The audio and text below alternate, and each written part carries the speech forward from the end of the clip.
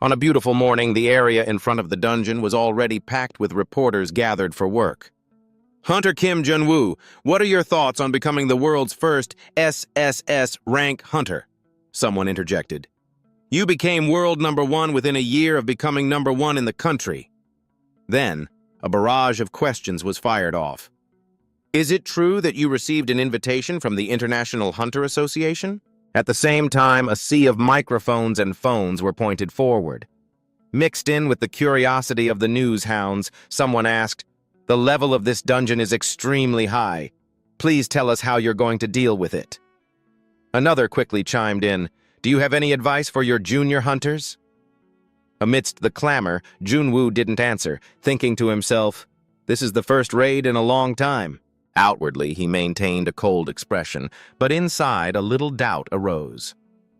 I don't remember broadcasting this everywhere, but the area in front of the dungeon is already swarming with reporters. Immediately after, the questions continued to be thrown at him.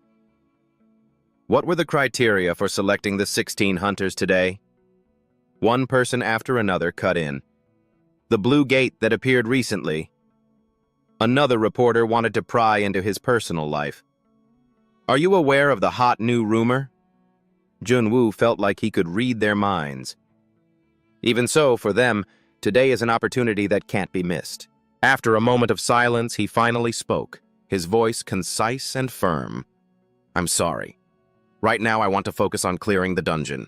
At that moment, Jun-woo glanced at the reporters and quickly assessed their reactions.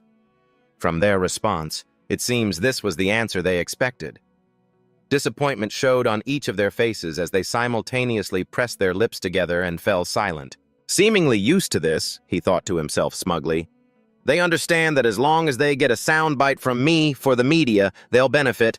I guess I'll put on a special performance today. Just before stepping through the gate, Jun-woo suddenly turned around and declared in a clear voice, "But there is one thing I can say for certain." His expression was resolute as his powerful voice continued to ring out.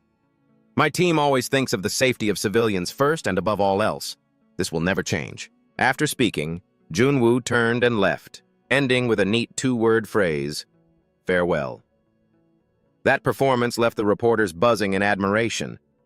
He's #1 for a reason. Someone else praised him. Even if he says some controversial things, he's still the best hunter there is. As he strode forward, he was certain in his mind, saying that will leave a good impression on the public. But just then, an unexpected question rang out, causing Jun-woo to stop in his tracks. Hunter Kim Jun-woo, do you have anything to say about the assault on the dungeon cleaning crew member? Hearing that, Jun-woo turned his head in surprise. Around him, the other reporters were all stunned. Only the reporter named Kim maintained a calm expression. Not stopping there, he continued to press the issue. The incident where you assaulted a staff member of the dungeon cleaning crew. I heard you threw him against a wall. This sudden topic made Jun-woo's face turn pale. He stammered in response, "What are you talking about?" At that reaction, reporter Kim showed a cunning look and pressed on relentlessly. Come on. I know you want to play dumb about it, but I've already heard quite a bit about it. And as it happens, I'm acquainted with the person you assaulted.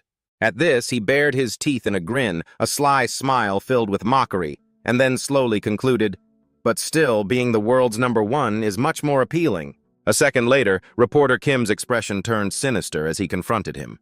He coldly dropped an insinuation. That's why even though you beat a man old enough to be your father, not a single article was written about the incident.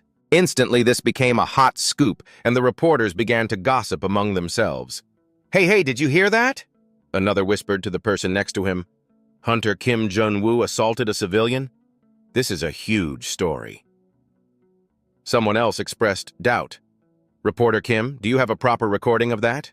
Faced with the sudden turn of public opinion, Jun-woo's face darkened so much that he was at a loss for words. Ignoring the chatter around him, he just coldly turned on his heel and left, tossing out a short sentence. That's a baseless rumor. Watching his retreating back, reporter Kim deliberately called out in a jeering tone, "Oh, and hey! Good luck with the dungeon clear today, world's #1, Hunter Kim Jun-woo!" Those words made Jun-woo so angry he gritted his teeth. A cold aura emanated from him, making the team members around him instinctively shrink back.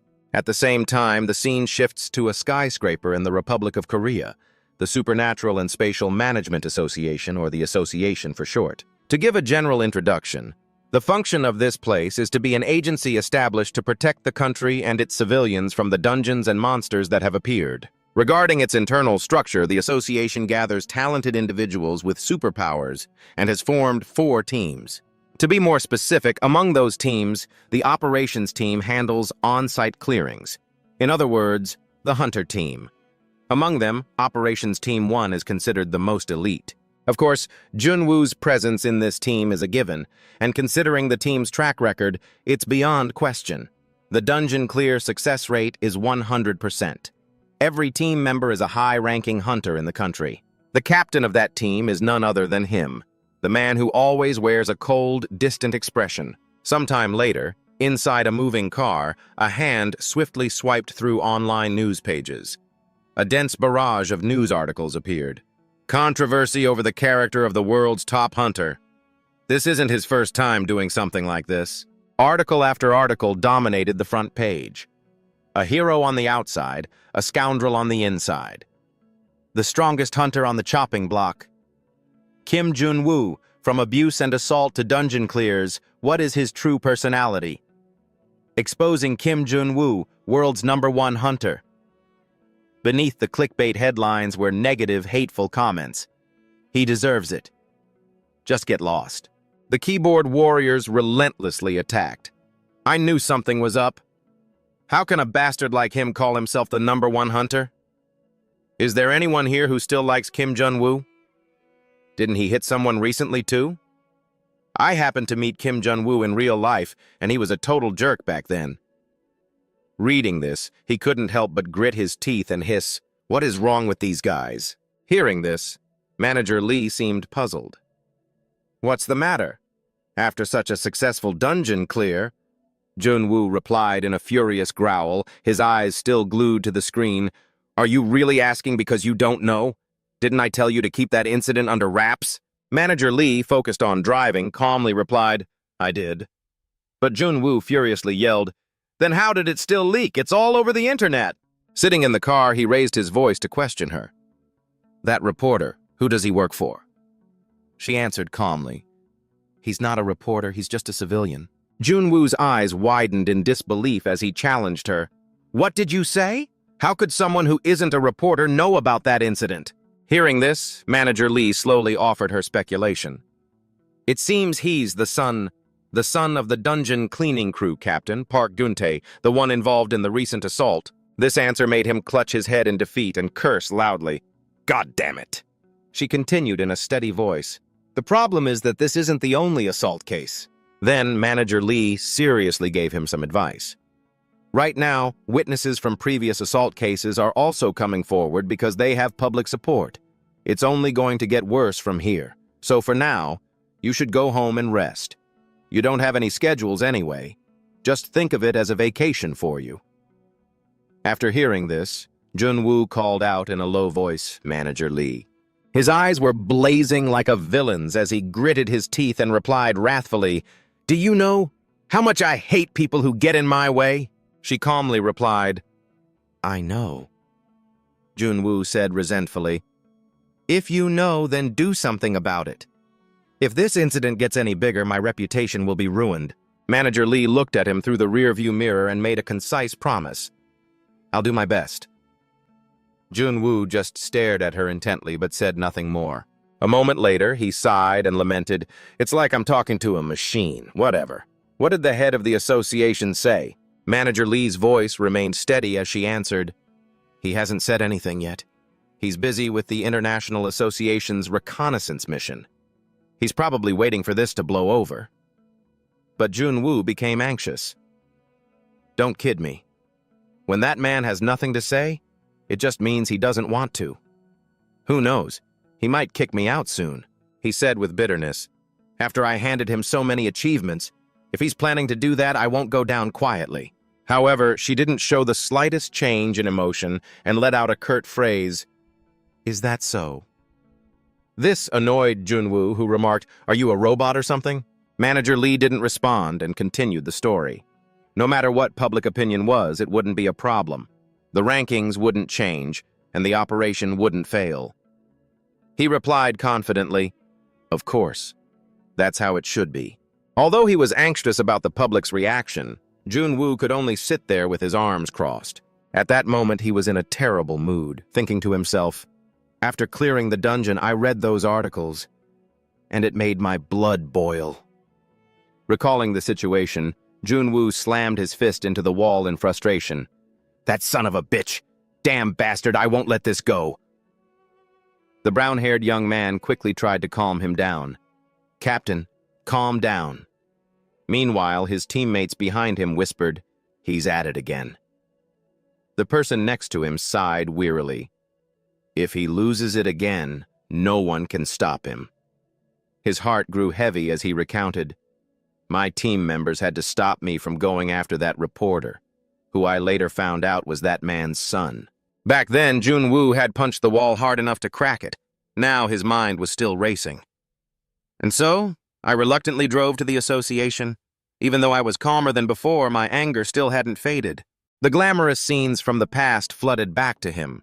The moment he walked the red carpet, flanked by 2 rows of guards, hailed by thousands of people. "Kim Junwoo! Kim Junwoo!"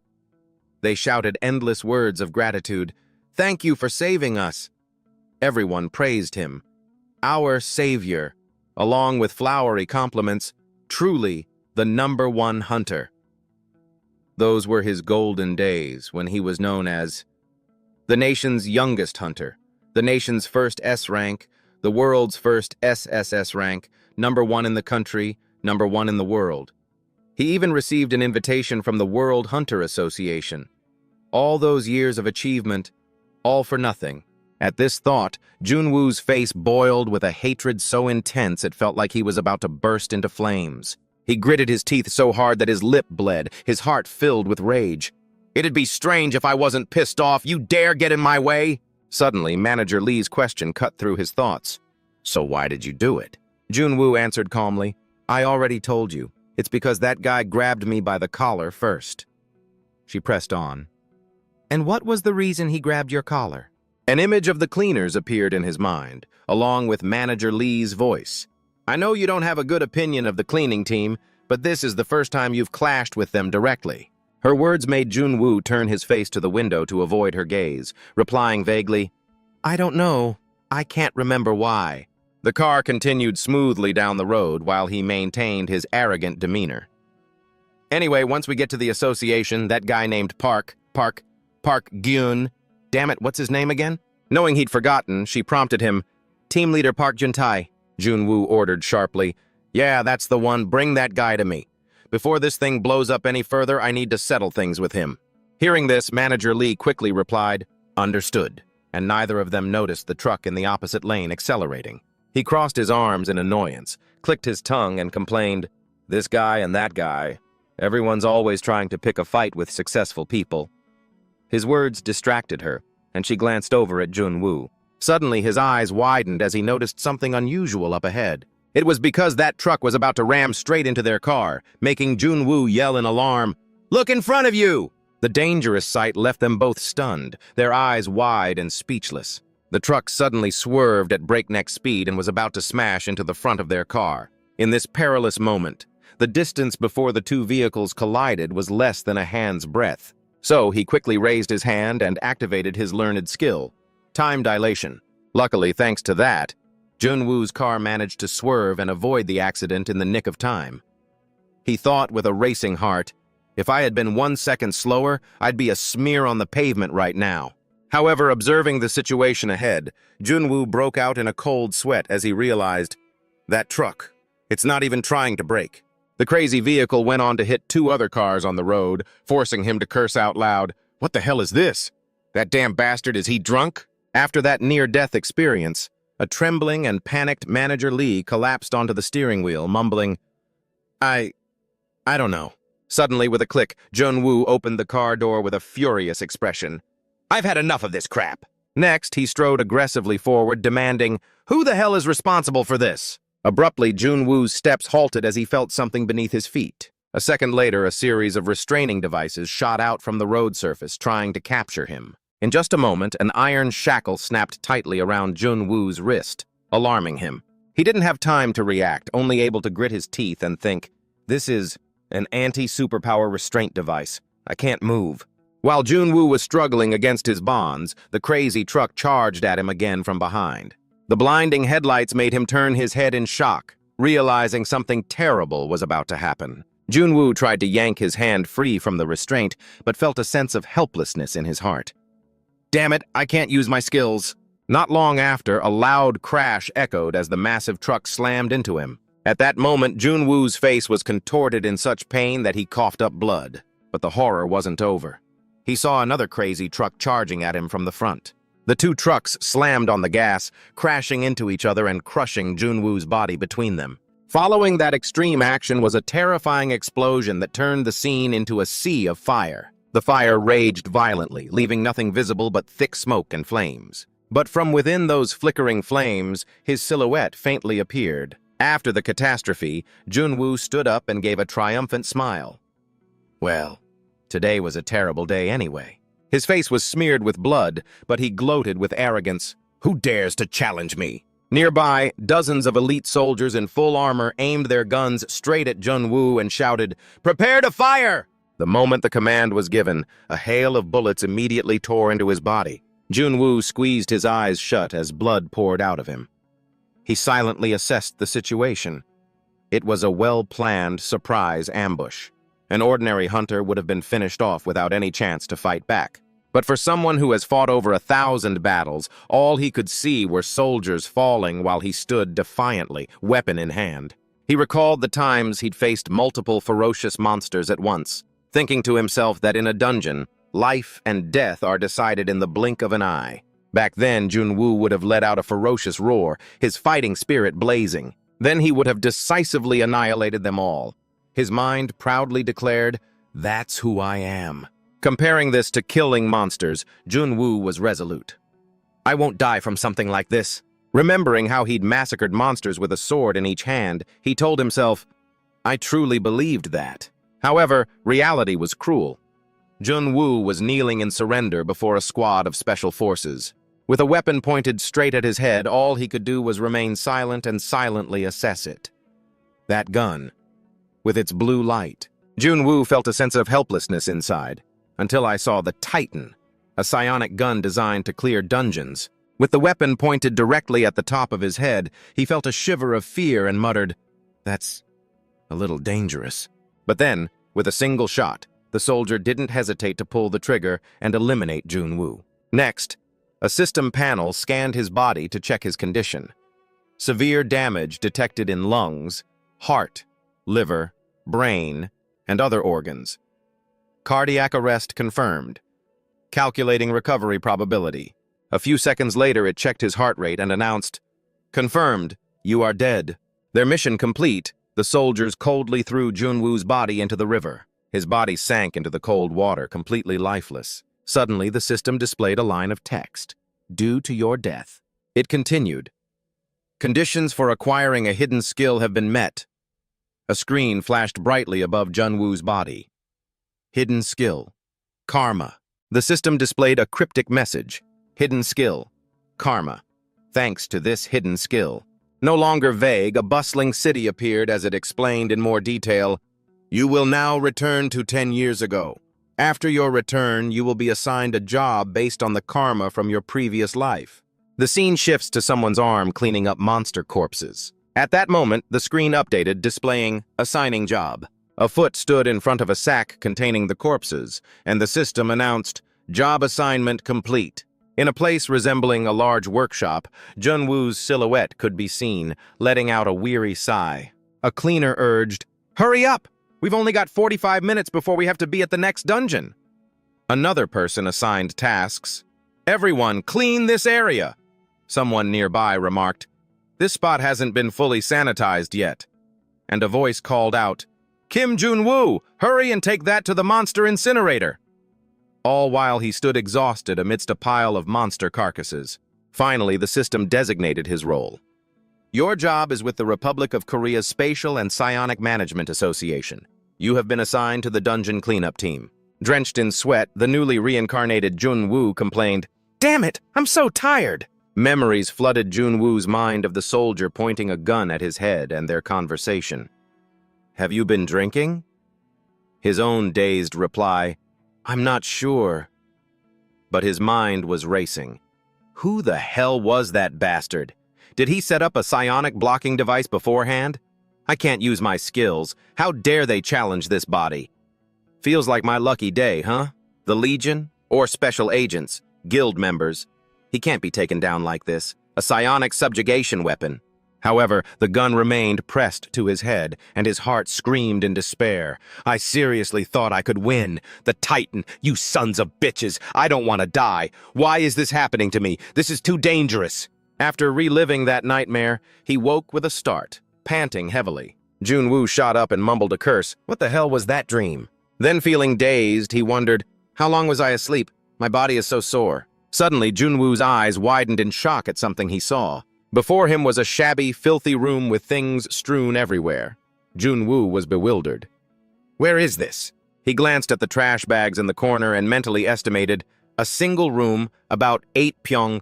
1 pyong is 3.3 square meters. This is worse than a pigsty. This is definitely not my house. Looking at the filthy toilet, Junwoo scoffed internally. A place this size might even be smaller than the bathroom in my house. After taking in the situation, he silently concluded, then this can't be Manager Lee's place either. An image of Manager Lee flashed in his mind, asking, my house? Do you really think that's possible?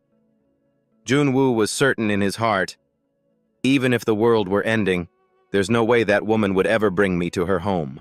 He shakily got to his feet and walked around the room, unable to shake his curiosity. So where the heck am I? Once again, something strange caught his eye, making Junwoo's eyes go wide with surprise. It was the system panel, displaying a huge message. Your death has been confirmed. Because you have died, you will receive a hidden skill. Hidden skill. Karma. He also recalled the image of himself sinking into the river. Not believing it, Junwoo scratched his head and grumbled, your death has been confirmed? What? Damn it. This isn't some comic book. However, when he looked in the mirror, he was horrified to realize, this is me from 10 years ago. To be precise, this is Kim Junwoo at around 28 years old. Stunned by this, he exclaimed, what in the world is going on? Realizing something was wrong, Junwoo commanded in a panicked voice, open system! The familiar words immediately appeared. Hidden skill, karma, view skill effect. It made him freeze like a statue. The system announcement was crystal clear. Hidden skill, karma. Activation condition, death. The skill's effect will send you back 10 years in the past. This skill effect cannot be cancelled. After reading it, Junwoo reeled back, confirming once and for all, this wasn't a dream. His face twisted as he let out a laugh from the sheer shock, while he thought bitterly, I'm already dead. The screen continued. Due to the skill's effect, your job class will be reset. Junwoo ground his teeth in fury and cursed, damn it! He bitterly thought to himself, for someone like me who became a hunter at 18, I rose to A rank by 28. At that time, I was ranked 22nd in the country and 525th in the world. If I had simply gone back 10 years, I would still be a hunter. Someone who had the world's attention, an incredibly famous hunter, but looking back at the information on the screen, job class, dungeon cleaner, Junwoo's heart filled with contempt. Cleaning? The great Kim Junwoo is now a dungeon cleaner? His face darkened as he read on. Karma, cancellation. Condition, within 5 years, rise to the position of Secretary General of the International Superhuman Association. The skill will be automatically cancelled upon achieving the goal, and you will return to the moment before your death. If you fail, the hunter Kim Junwoo will cease to exist entirely. Time limit, 4 years, 11 months, 29 days, 20 hours, 52 minutes, 48 seconds. Close skill effect. The most important line immediately caught his eye. Cancellation. Condition. Within 5 years, rise to the position of Secretary General of the International Superhuman Association. He grasped the core point. The cancellation condition is the Secretary General position. It made Junwoo collapse to his knees in shock. So, if I succeed, I can go back to before I died. But if I fail, I'll be stuck as a cleaner forever, he mumbled in disbelief. Damn it. No way. A clear image of the modern headquarters of the International Superhuman Association appeared. Junwoo silently made his assessment. The global organization that monitors and commands all the world's associations. The Secretary General there actually wields more power than the U.S. President. In other words, it's the most powerful position in the world. Therefore, knowing his own limits, he thought to himself, that's a position I couldn't even get on the reserve list for, even when I was SSS-Rank. Junwoo stared helplessly at the notification in disbelief. And they want me to climb up there? In just 5 years? Next, he stood up, sighing wearily to himself. That's impossible. Whether I want to or not, this is way beyond my abilities. As he navigated the system, Junwoo said irritably, let's just ignore it. Karma, schmarma, what does it matter? But then he frowned, considering it carefully.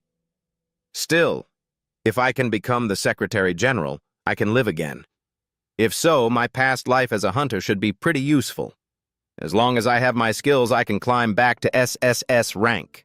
However, reality came crashing down as the screen displayed Unique Skill, Demon King, Locked, Learned Skill, All-Powerful, Locked, Learned Skill, Limit Breaker, Locked, Learned Skill, Heaven-Piercing Shot, Locked, Learned Skill, Scroll, Locked.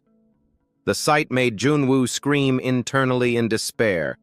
All my hunter-specific skills are locked? The small spark of hope in his heart was extinguished, and Junwoo smiled bitterly. What the hell is this damn karma anyway? Suddenly the system flashed. Congratulations! You have acquired a new skill. Seeing that, his face filled with excitement as he cheered. Yes, just one usable skill is all I need. But then, the next line appeared. Auto-learn. Cleanliness freak. Effect. Clean it up, you idiot. This slap in the face made Junwoo grit his teeth in a rage. In his fury, he threw and broke something, the sound echoing into the living room. Afterwards, exhausted, Junwoo lay sprawled on his bed, mulling everything over, dying, only to wake up 10 years in the past, going from an SSS rank hunter to a dungeon cleaner in a single day. The thoughts continued to race through his head. All my hunter skills are locked. My entire life's work has all gone down the drain. So, he sighed in frustration, asking himself, what do I do now? Am I really supposed to work as a cleaner? But a second later, Junwoo thought with pride, no, an SSS ranker has his dignity. I'd rather die than do that. Remembering those special forces soldiers, he mused. Besides, first I need to find out who those bastards that killed me were. That was definitely no ordinary match. Junwoo puzzled it over. A private guild? He continued to rack his brain. Or maybe people from the association. Then Junwoo reasoned in his head. If not, then... Before he could finish his thought, his phone suddenly rang. Unknown caller. He didn't hesitate and quickly answered the call. Hello? A cheerful voice on the other end exclaimed, You picked up. Junwoo, it's me, Team Leader Park. The man continued. It's nothing serious. I was just calling to ask if you could come in to work today. That name made him rack his brain. Team Leader Park?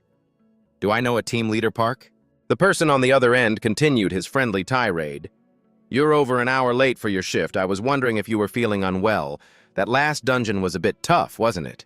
Hearing that, Junwoo shot up and thought to himself, Dungeon. The job class Karma assigned me was the Dungeon Cleanup Department. Gun-tae was still trying to persuade him over the phone. Really, that last dungeon was an exception. Today's won't be that bad. Sang-hyuk, who overheard the conversation, sounded annoyed.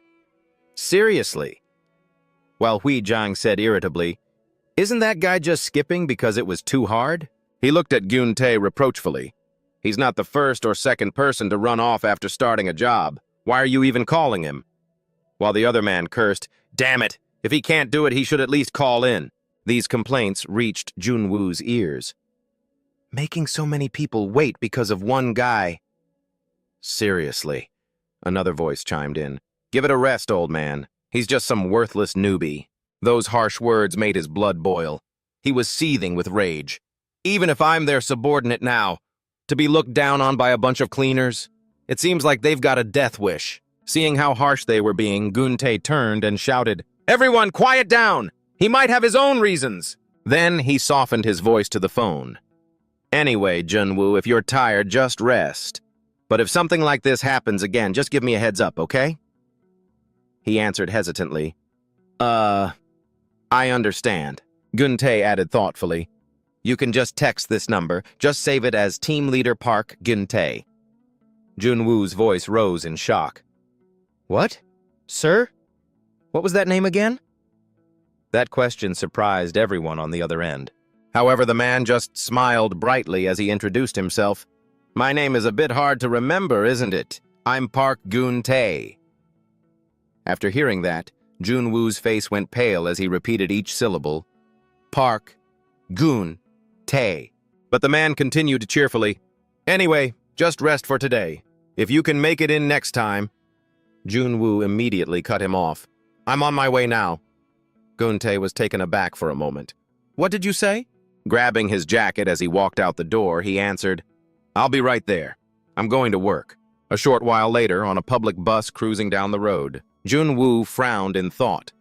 It was surprising enough that there were no decent clothes at home, but what shocked him a second time was that his Bentley was gone. Now, sitting on the bus, he grumbled to himself, "I had no choice but to take a taxi, but I didn't have a single penny in my wallet, so the great Kim Junwoo has to ride a public bus." It was so frustrating he cursed aloud. "Damn it! The more I think about it, the more pissed I get." His mind soberly accepted a fact. In short, the me of now is completely different from the me of before. That means my relationships will also be completely different. My violent encounter with Park Gun-tae won't happen here either. Junwoo silently calculated. Right now, he and I have no relationship, but if Park Gun-tae was the one who finished me off in that battle, then that changes things. My death was really strange. He kept recalling the moment he got out of the car and how it was disguised as an accident to get his attention. The image of being handcuffed also flooded back, along with a quiet suspicion, as well as the fact that a device had been attached to him to prevent him from using his skills. Then he thought of another detail. The gun used to shoot him was far from ordinary. Its origin was the Titan, a twin monster firearm, a special weapon used for subjugating those with supernatural abilities. As a hunter, Junwoo was knowledgeable. Among all weapons, this is of the highest class. Both its cost and the technology are immense. It's not an item that someone like Park Gun-tae from the cleanup department could possibly obtain. But he might have hired a specialist out of his hatred for me. He connected this to reporter Kim's deceitful smile and thought to himself, his son also held a huge grudge against me. Sitting on the bus, Junwoo couldn't stop thinking, right, to commit such an act of violence over a little scuffle. Suddenly, his eyes grew pensive as he recalled a sentence. "You should have just listened from the very beginning." In the past, Gun-tae's face was pleading earnestly, "Please, take it back." At that time, Junwoo asked coldly, "Who are you?" Gun-tae introduced himself, Park Gun-tae, leader of the dungeon cleanup team. He thought to himself, "I've never heard that name before," then asked with feigned curiosity, "What business do you have with me?" Gun-tae explained with a worried tone, "I heard the higher-ups want to reduce the personnel in the cleanup team. We're already short-staffed and things are really tough right now. If they cut even more..." However, Junwoo just replied indifferently, "Why are you telling me this?" Then he stated frankly, "I can only voice my opinion. I don't have any actual authority. This is something for the management team to handle, so you should go talk to them." Despite this, Gun-tae tried to persuade him, "In this industry, everyone knows the influence a hunter has. A single word from you could make the entire association reconsider. Laying off a few people like us is no big deal to them." Then he bowed his head and pleaded, "So please, I'm begging you, don't cut our personnel. Please reconsider." That action made Junwoo frown in annoyance, thinking to himself, "I figured word of my recommendation to reduce the cleanup staff would get to them, but I didn't expect him to come directly to me like this." He judged inwardly with a sharp, cold gaze. Moreover, the look in this man's eyes, he'll definitely make things more troublesome.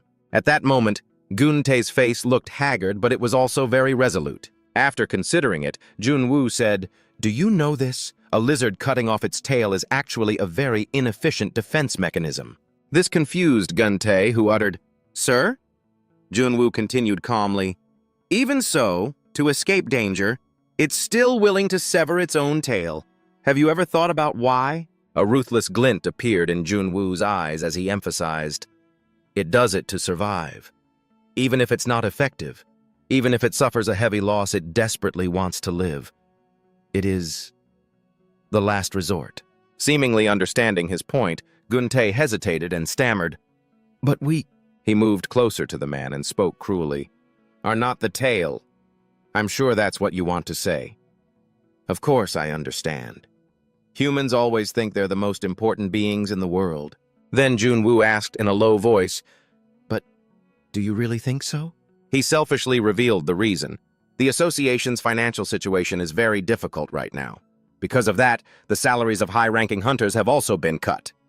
Hearing this, Gun-tae demanded loudly, "Don't tell me it's because of your salary that we—" Junwoo replied with a stern expression, "The association's top priority is to protect the people from monsters and dungeons. We hunters are the ones who do that work." Then he turned his back and said as he walked away, "But should those hunters have to work for compensation that isn't worthy of what they do? That's why this purge is necessary, isn't it? We have no other choice but to use this last resort." The man shouted indignantly, "No way! There has to be a limit to things." Junwoo's tone was filled with contempt. "The cleanup team. Frankly, you don't really do anything, do you?" Gun-tae shouted agitatedly. "Do you have any idea what kind of work we do?" But he just furrowed his brow slightly and answered dismissively, "Cleaning is just cleaning. What else could it be? In short, we'll add more personnel later, so just leave it alone for now." Watching Junwoo's retreating back, Gun-tae roared in fury, We have our pride too!" But he just replied apathetically, Yes, I understand. Actually, this should have been done years ago. I only overlooked it out of camaraderie. If you understand, then just trust me and go back." Suddenly, the man's words made Junwoo stop in his tracks. "You said the association's top priority is to protect the people, right?" All of a sudden, Gun-tae cast aside all his pride and knelt down, pleading, "Are we not people too? Please, I beg you, reconsider." However, he wasn't moved in the slightest and just clicked his tongue. "How annoying. I thought you understood. It seems that wasn't enough." So Junwoo uttered stone-cold words. "Honestly, you people should be grateful to us." Gun-tae looked up at him in surprise. "Sir?" Junwoo said cruelly. "What else? You don't have to risk your lives to fight. You just comfortably clean up behind us and collect your money. All this time, you've had enough to live on because of us.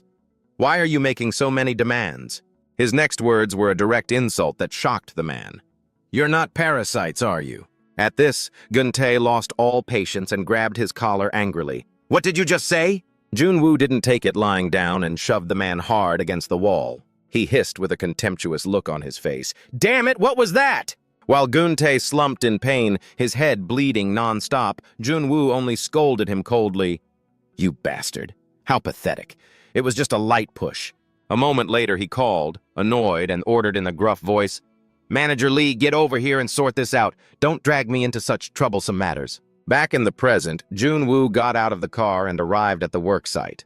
Looking at the cordoned-off entrance, he noted to himself, the danger level of this dungeon is ELO level. His mind flashed back to a past memory. At this point in time, an ELO level is where you could see a foxtrot centipede. I participated in a subjugation raid when I was 28. This scene only confirmed it for Junwoo. It seems I really have gone back 10 years. From behind, Gun-tae waved and called out cheerfully, "You're here, Junwoo! Over here!" His eyes stared at the man with hostility, thinking, "I've finally met you, the one who made me this way." However, the man just laughed heartily. "Didn't think you'd actually show up.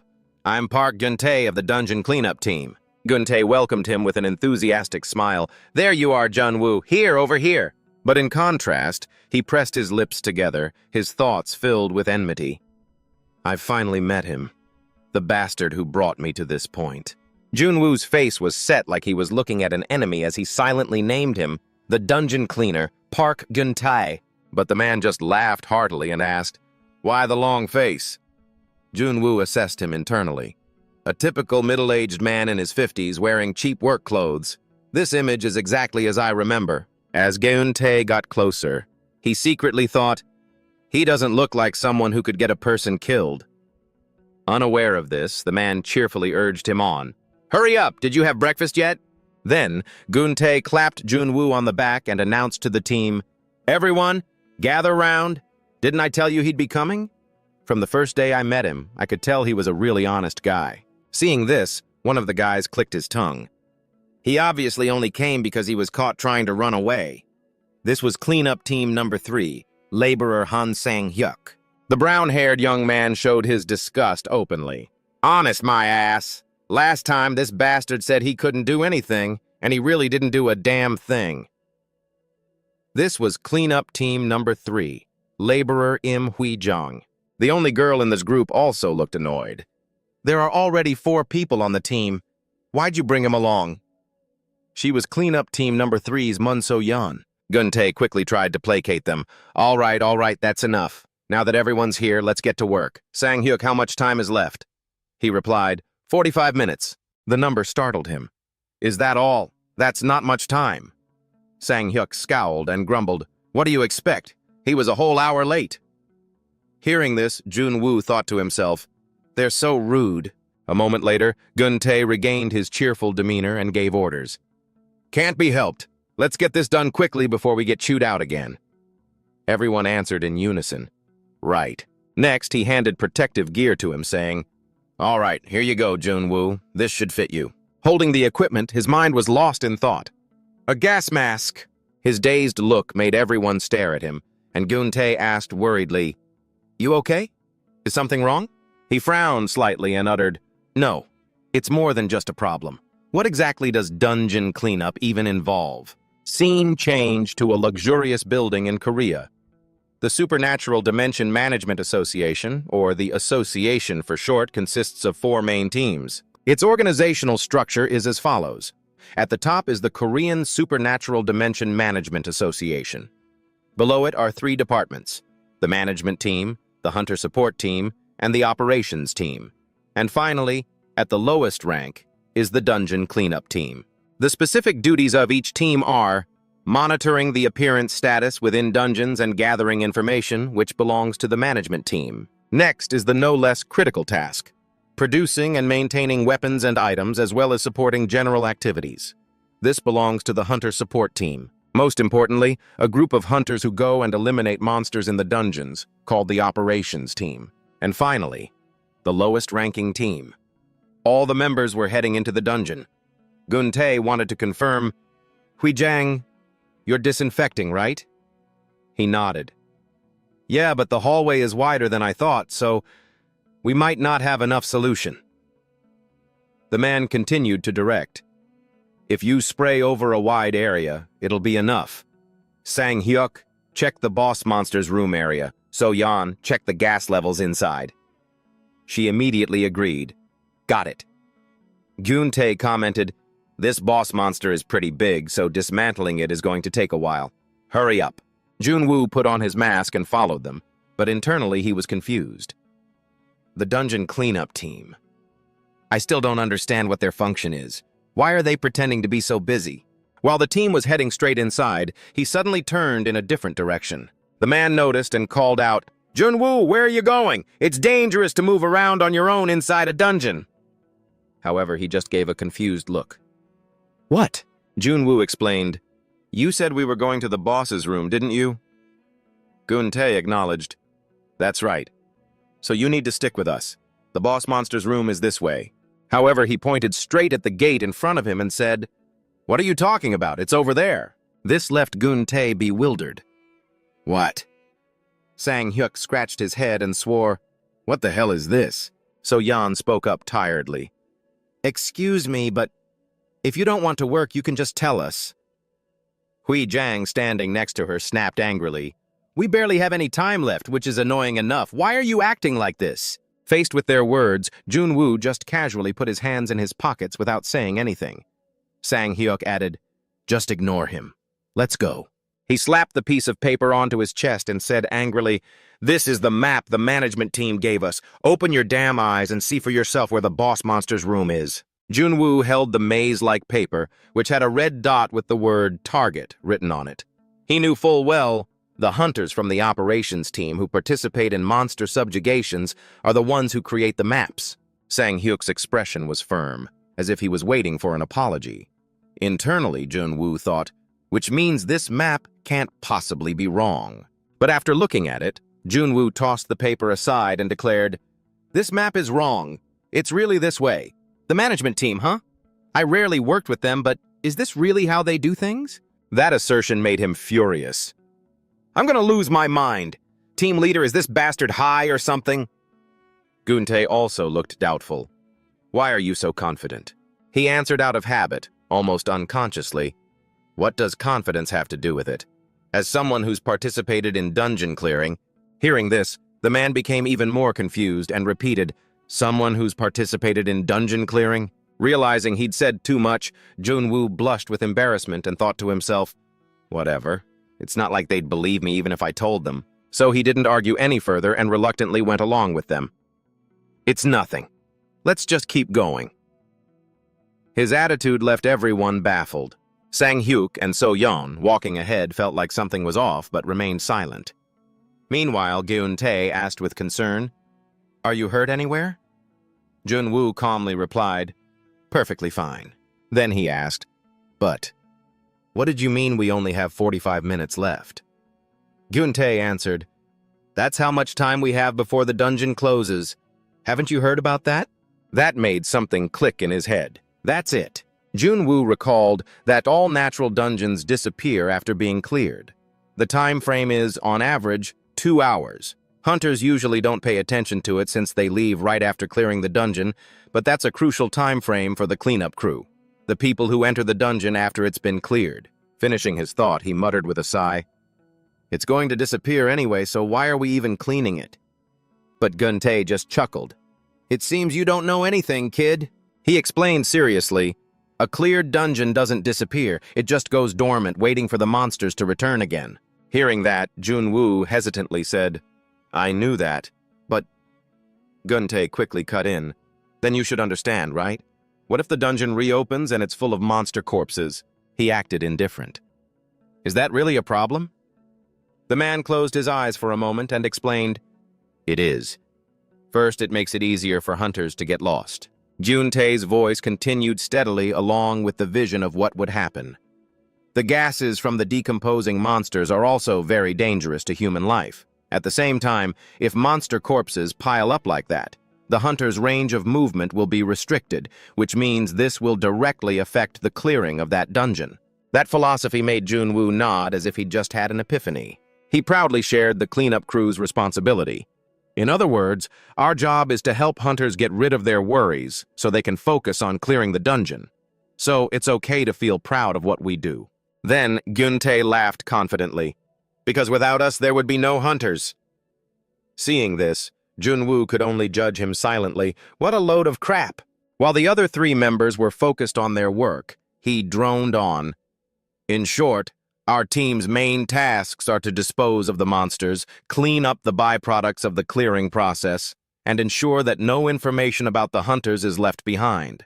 And in some cases, we also rescue hunters from dungeons, but that has never happened before." Junwoo judged him in his head again. "Of course. A janitor saving a hunter.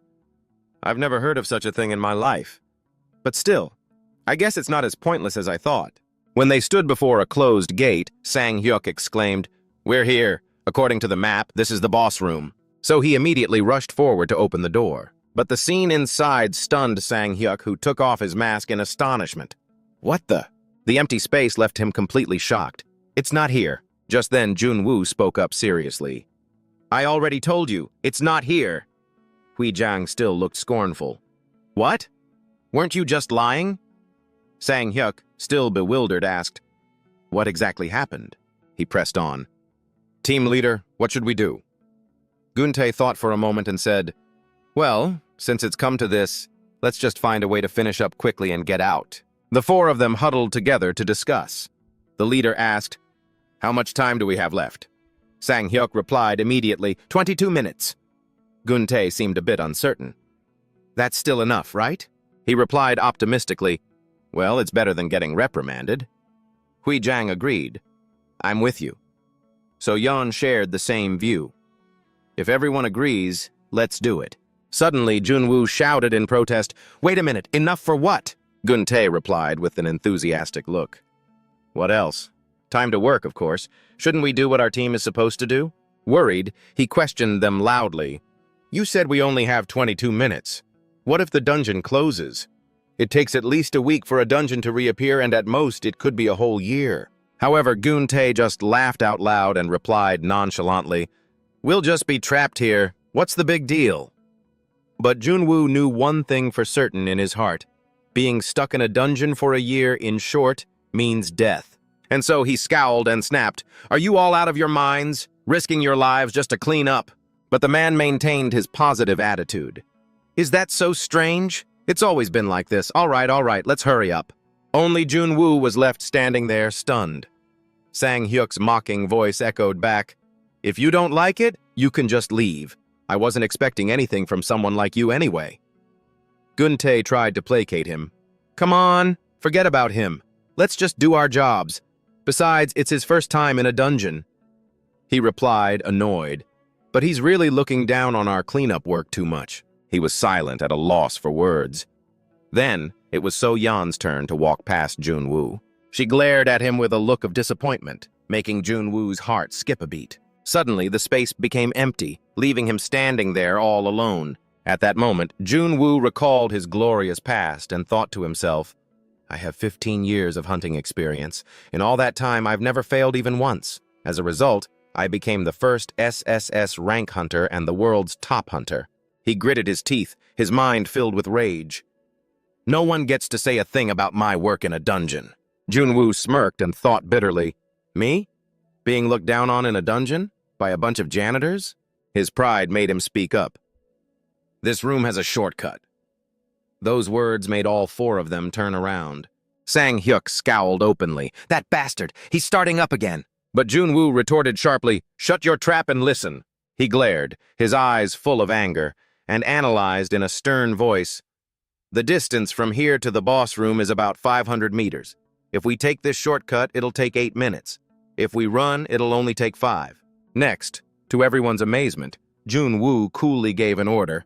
I'm taking command this time. If you don't like it, you can leave. Gun-tae's voice called after him, wait, Junwoo. As a result, all the members scrambled and ran for their lives down the shortcut. Before long, he stopped in front of another door, breathing heavily. This time, Junwoo stepped forward to open the door, and everyone's face was filled with anticipation. The scene inside made everyone's eyes widen in utter disbelief. The corpse of a giant monster was sprawled out before them. In his mind, he identified it. The Bok Tuk Vu, a centipede-like monster over 10 meters tall. At that moment, Sang-hyuk's voice was flustered as he admitted, this really is the boss's room. Junwoo carefully observed the countless shell casings on the ground and secretly deduced, judging by the state of this room, a fierce battle must have taken place. If the operating team had 20 people, at least 5 or 6 of them must have died. Focusing on the Bok Tuk Vu's head, he concluded internally, but they still managed to find its weakness. The indentation on its forehead right above that massive jaw is this monster's weak point. Then Sang-hyuk stepped forward eagerly. We don't have much time, let's get started. However, Junwoo raised a hand to stop him, which annoyed Sang-hyuk. What are you doing? We don't have time. Don't tell me you're being so petty you're stopping us just because we came to the wrong room. Suddenly, the monster's huge, bloodshot eye snapped open. Then, it opened its sharp-toothed maw, lifted its head, and snarled, causing the entire team to freeze on the spot. Everyone was terrified.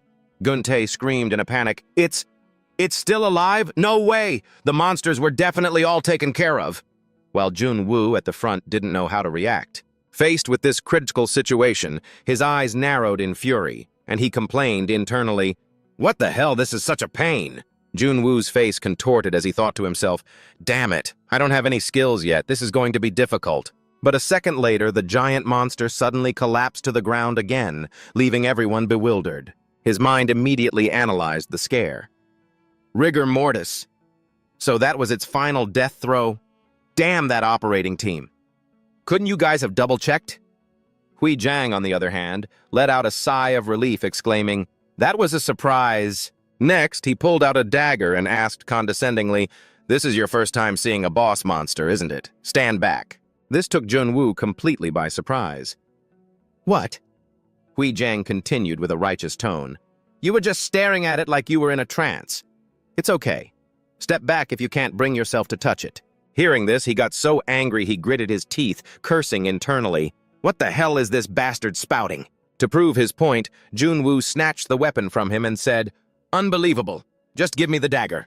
Seeing him walk straight toward the monster's corpse, Hui Jiang yelled in surprise, "What are you doing?" Junwoo explained in a serious tone, "You said you were going to dissect it, but if you just stab it incorrectly, you'll break your wrist." While demonstrating, he explained the theory. The knife can only pierce through the 3rd, 6th, and 12th segments. Stabbing anywhere else is just a waste of effort. Suddenly, Junwoo noted with a hint of surprise, "Looks like its nervous system is still reacting. But don't mind it, even if it moves while you're cutting." His actions made Hui Jiang, Gun-tae, and Sang-hyuk all stare with expressions of disbelief. Seeing them just standing there, he prompted them, "What are you all doing? Are you just going to stand there and watch?" The leader stammered, "Of course not. We'll get to it." A moment later, Junwoo shouted, "You have to stab it at the right angle and then lift. Don't think you can cut it by just stabbing randomly. And don't touch the tail. Many hunters have died from its poison." His attitude made everyone think the same thing. This guy nags a lot. He wasn't finished. Junwoo continued his lecture. "And don't step in the blood. It's not poisonous, but it's incredibly sticky. If you step in it, you'll be completely stuck." Seeing this, Sang-hyuk turned to Gun-tae and asked irritably, "Team leader, did you show him the control team's files? Are you trying to help the new guy?" Gun-tae immediately replied, "No." Looking at how skillfully Junwoo was working, he didn't believe it. "Don't lie.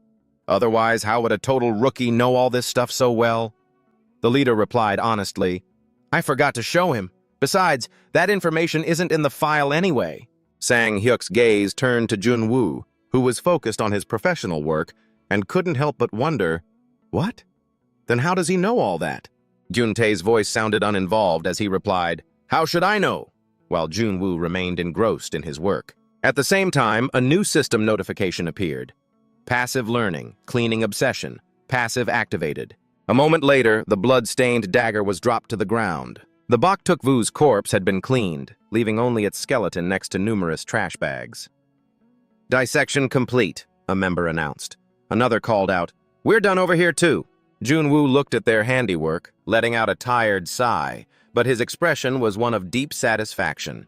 But in a flash, his expression suddenly changed to one of shock as he asked himself, "Why did I find that so satisfying?" At this point, everyone's face was smeared with blood. Gun-tae asked warmly, "Junwoo, are you sure this is your first time?" Sang-hyuk clicked his tongue in annoyance. He only did a small part. So Yeon cheerfully corrected him. "What do you mean a small part? He did almost everything." Junwoo looked at them and thought to himself, "They're making such a big deal out of a simple cleanup." Over on the side, Hui Jiang's tone had softened. "Looks like a promising one has arrived. You must be worried, Sang-hyuk." Hearing this, Sang-hyuk said irritably, "Can you stop teasing me?" Someone checked their watch and reminded the group, "That's one job done. Let's get out of here. Only 5 minutes until the time limit." "That's plenty of time," Gun-tae praised them. "Good work, everyone." After that, the members of the cleanup team began to file out one by one. The leader commented cheerfully, "This one was easier than I thought. It's all thanks to Junwoo." But behind him, Junwoo, who had been walking, suddenly froze. Looking down at the streak of dark, syrupy liquid flowing under his feet, Junwoo exclaimed, "This is—" A vague answer formed in his mind. "Is this blood leaking from a bag?" Seeing this, Sang-hyuk turned back to mock him. "Hey, did you just step in it after warning us to be so careful?" So Yeon, however, sounded worried. "Team leader Junwoo can't move." However, Junwoo said confidently, "It's fine. I'm okay. Everyone, step back," which surprised his teammates. "What?" Junwoo thought to himself, relying on his knowledge. The boss's blood is incredibly sticky. Even as a hunter, it'd be hard to break free using just my strength. He raised his hand and spoke the answer in his head. But it's weak against high heat, so this skill should melt it easily. A brilliant red light flared in Junwoo's hand, and the screen immediately displayed a notification. Activating skill, Hellfire. But reality slapped him hard in the face. It reported back, skill unavailable. Skill is locked. This made him look like a complete fool in front of everyone. The outcome wasn't what he'd hoped for, so Junwoo got flustered and cursed under his breath, "Damn it!" At this moment, no one was laughing. Only Gun-tae was shouting orders. "Huijang, did you bring rope? Tie it on him quick! The rest of you grab the rope!" Instantly, he followed the team leader's command and reported, "It's done." The leader held the rope and ordered, "Everyone pull hard!" Next, the four of them pulled together in unison, dragging Junwoo towards them like a game of tug-of-war. But then chaos erupted in the team. "Damn it, he's not budging an inch," another member said anxiously. "What about the time limit?" Leaving him to watch in a daze. While Junwoo's feet were stuck fast like glue, everyone was buzzing around instead of running.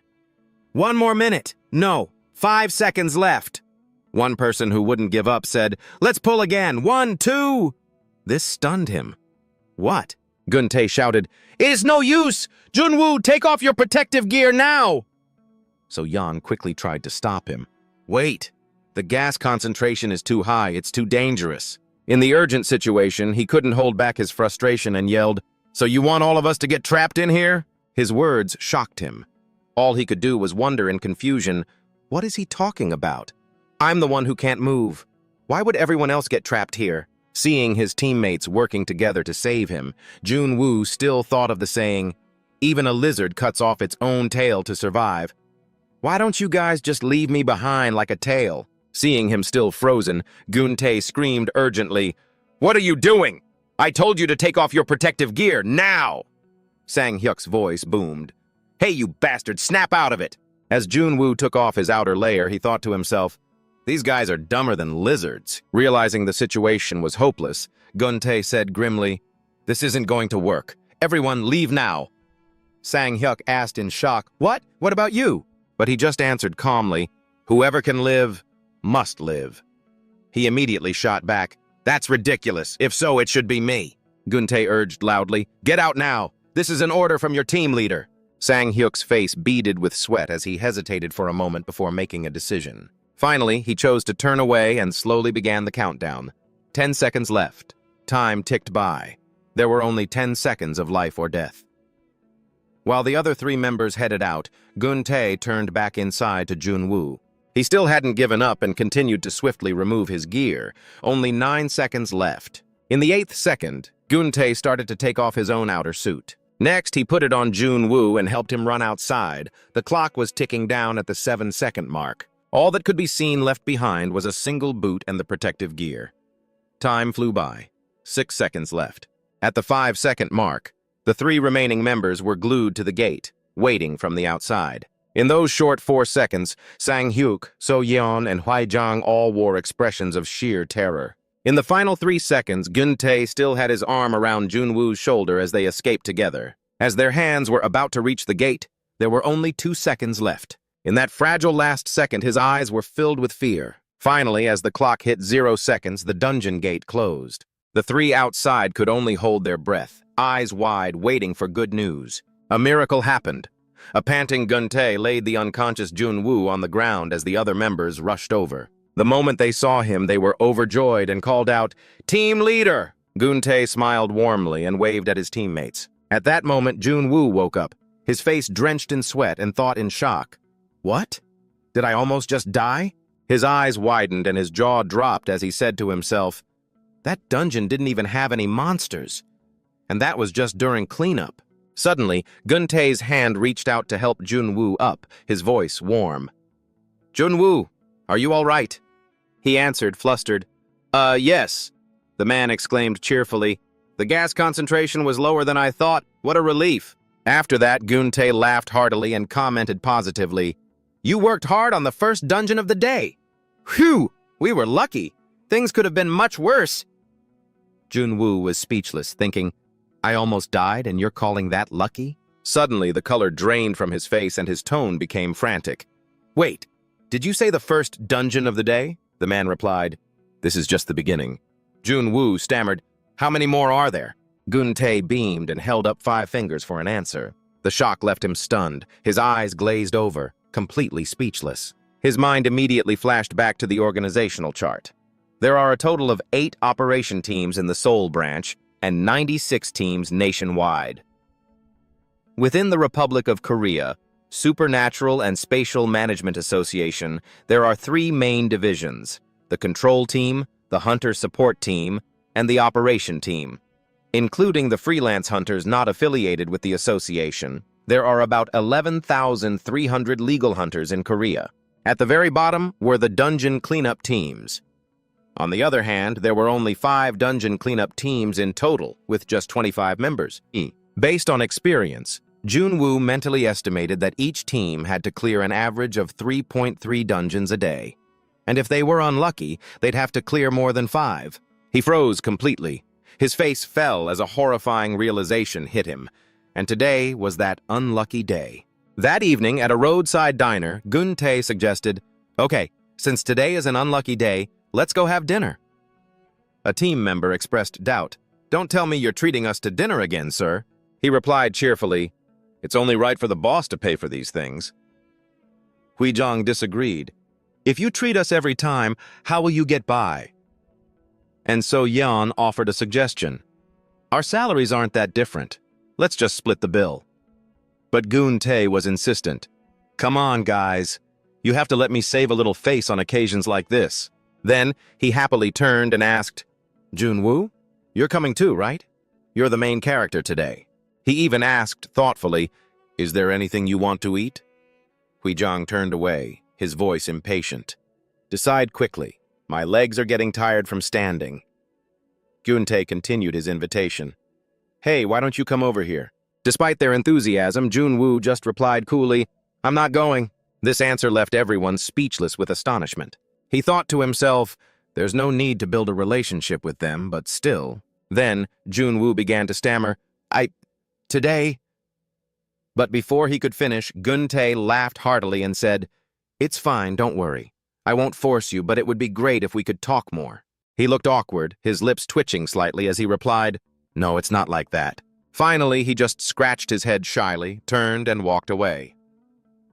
"It's nothing. Goodbye," leaving the man with a question mark in his mind. Suddenly, Junwoo had to stop when he heard a compliment from behind him.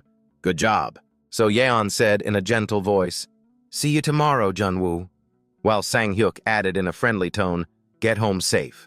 Everyone's warm attitude made him pause and think. Late that night, the city with its many skyscrapers had fallen silent. Only Junwoo was left lying in bed, head on his pillow, deep in thought. It wasn't Team Leader Park who killed me in my past life. He's not so heartless as to kill someone just out of anger. He wondered, then who was it? Besides him, who else hated me? A series of names flashed through his mind. The youngest on the team, Yang Kwanmo, who I used to curse at. Min Yoo-jin, who I broke up with after a fight that was practically a death match. Hwang Dong-wi from the control team, who I used to kick around. The more Junwoo thought, the more uncountable the list seemed, forcing him to exclaim, "Why are there so many? I thought there would be 1 or 2 at most." He lay in his messy room mumbling to himself, "But what's the point? The person who killed me in my past life is just a stranger now." Suddenly, Junwoo's eyes became determined as he vowed to himself, "In the end, I want revenge. I have to settle this score and go back to my old life." All of a sudden, his mind recalled the system's difficult condition. To do that, I need to become the Secretary General of the International Supernatural Association. That made Junwoo sigh in frustration. If I had skills, I'd have continued being a hunter, or I'd find a way to join the control team. Wait. At that thought, he immediately shot up and moved his hand to operate the system. Open system. Seeing something made Junwoo exclaim in his mind, stunned. "What? I couldn't check it properly this morning," he thought uncertainly. "But there's one skill unlock condition." A new notification appeared on the screen. Fire Angel, unlock condition. Annual cleanup salary over 60 million. Break the limit. Unlock condition. Cleanup team participates in a competition with at least 30 to 1 odds. All-powerful. Unlock condition. The dungeon cleanup job is voted the most favorite job by young people in their 20s. Scroll unlock condition. Demon King unlock condition. Cannot be checked. After reading, Junwoo burst out laughing with delight. If that's the case, I don't need to be a janitor anymore. Let's see. Unlock condition, cleanup salary. Let's see. Over 60 million annually. Cleanup team participates in a competition with odds of at least 30 to 1 in the cleanup team. He had only skimmed the first few criteria before going mad with frustration. That's way too many. Why? Are all of these conditions related to the cleanup team? Instantly, Junwoo crushed a water bottle in his hand as if to vent his anger. Then he threw it forcefully forward and yelled, "You expect me to live and breathe in that cleanup team?" A second later, he took a deep breath and calmed himself down. Calm down. The water bottle lay discarded in a corner, along with trash scattered around. Suddenly, Junwoo's state was as if hypnotized by the notification line. Passive skill activated, cleaning obsession. Strangely, he obediently went to clean every nook and cranny, even thinking to himself, "Why is this room so dirty? Have I been living without cleaning it? Ugh, when did this expire?" The sound from the system made Junwoo shout in frustration, "This is so annoying. I can't even relax because I have to focus on cleaning." At that moment, the screen displayed, "Unlock condition met, a day's work." Another line of text appeared, "Unlocked skill enhancement." Just then, hearing steady snoring from beside him, Junwoo grumbled in annoyance. "It's been a week since I had to start taking these crowded, dirty buses every morning." Inwardly, he was extremely uncomfortable as he lamented, "It's been such a long week." Meanwhile, glancing at the scenery slowly passing by the window, Junwoo gradually relaxed and let himself sink into his thoughts. During that time, I've cleaned 25 dungeons. From that number, memories of one hard day after another surfaced. Through countless trials, I've eliminated 30 beasts, the skills I've unlocked. Among those abilities, there was one particularly powerful skill. 1. Enhanced processing skill. The user's movement speed is automatically increased during combat. To be able to use it, Junwoo had to unlock it through a scenario. A day's work. It's unlocked randomly during the A day's work scenario. As soon as he possessed that power, he immediately thought of how to use it. This is a very useful movement skill, but it's only effective when I link it with other attack skills. However, upon closer consideration, Junwoo also quickly realized its unavoidable weakness. Also, because this skill only appears on a real battlefield, I can't practice it any further. The deeper he thought, the more irritated he became, to the point that he cursed under his breath, "Damn it," and then immediately tried to console himself. Still, it's better than nothing. Following that train of thought, Junwoo quietly opened the information panel to examine it. Fire God, unlock, condition. The cleaner's annual salary is 60 million won. Limit breaker, unlock condition. The cleaning team engages in a battle of 1 against at least 30. The Almighty, unlock condition. The cleaner is hired for the best job as voted by the people. Scroll, unlock. Condition. The cleaner's full-time conversion salary is increased by over 50%. Demon King, unlock condition, cannot be checked. Reading through each line slowly, he couldn't help but think dejectedly, an annual salary of over 60 million won, and getting the best job, that's impossible. Meanwhile, Junwoo's gaze unconsciously settled on the bustling crowd of people passing by on the street, causing him to fall silent for a long while. Finally, he let out a sudden sigh. Dungeon cleaning is the most dangerous job right now. But even so, it's not the only path available. Of course, there are also many easier unlock conditions. For example, round counter, unlock condition. Increase the company's profits. Hellfire, unlock condition. The cleaning team's budget is expanded. When these two conditions popped into his head at the same time, an idea sparked. Although, these things are a bit abstract. However, they opened up a new line of thinking for him. But the easier one here is increasing the company's profits. His mind immediately pictured the actions that could yield the greatest profit. If I, a former SSS-Rank hunter, cooperate perfectly with a cleaner from 10 years in the future, the company's profits will surely increase by a lot. Of course, when it comes to actually doing it, resistance from those around me is unavoidable. Naturally, they won't just listen to the opinion of a lowly cleaner. Thinking this, Junwoo immediately considered a solution. Should I contact the other people on my team first to build some trust? The very next second, he affirmed it himself. Yes, of course. With over 10,000 hunters in Korea, contacting them is a piece of cake. However, the more he thought, the more chaotic the ideas in his head became. Just like the disorderly crowd weaving through the street outside. And what Junwoo needed to do right now was to organize all of those thoughts clearly. That pent-up frustration made him suddenly burst out, yelling in annoyance and irritation. Immediately after, his angry voice echoed throughout the bus. "You passed my stop!" The sudden noise annoyed the driver, who snapped loudly, "Please keep it quiet!" A while later, Junwoo arrived at the meeting point. "What's this? Why are there only 2 people here? Is everyone else late too?" Hearing that, Sang Hyuk replied in surprise, "Didn't you see the team leader? We ran out of some materials, so he went out to buy more." Following up, So-yeon calmly added, "And Hui-jung took the day off for personal reasons." Even after the explanation, he still felt something was off and pressed on. "There are only 10 minutes left. Why would he pick now to go?" In response came Sang Hyuk's dissatisfied question. "That's right, there are only 10 minutes left. So, why did you just show up now?" Faced with the accusation, Junwoo's expression showed no hint of guilt. He just explained nonchalantly, "I missed my stop." Hearing that, Sang Hyuk gave a gentle smile as if accepting the other's explanation. Then he friendly offered a can. "I grabbed some coffee, have a drink while we wait." Seeing that attitude, Junwoo couldn't help but be impressed. Han Sang-hyuk's demeanor was much softer compared to the first day they met. To be honest, this was something I never imagined. Right after that, he quickly walked ahead and urged them, "What are we waiting for? Let's go inside." But Sang-hyuk calmly stopped him. "It's not finished yet." Junwoo turned back doubtfully and asked, "What is?" He only heard him reply slowly, "I'm talking about the gate. The process isn't complete yet." Observing the gate before him, Junwoo sighed reluctantly. "Seriously." Looking at the ruins on the other side, he thought pensively, "This isn't one of the dungeons I've cleared before, but I know it's a blue rank dungeon." But then a question popped into Junwoo's mind. This place doesn't require any complex clearing procedures. Why are they acting so serious about it? In the end, he had no choice but to go back and sit down, muttering complaints. "Oh, good grief, seriously." During that brief silence, his eyes unconsciously glanced toward the gate ahead as he slowly made up his mind.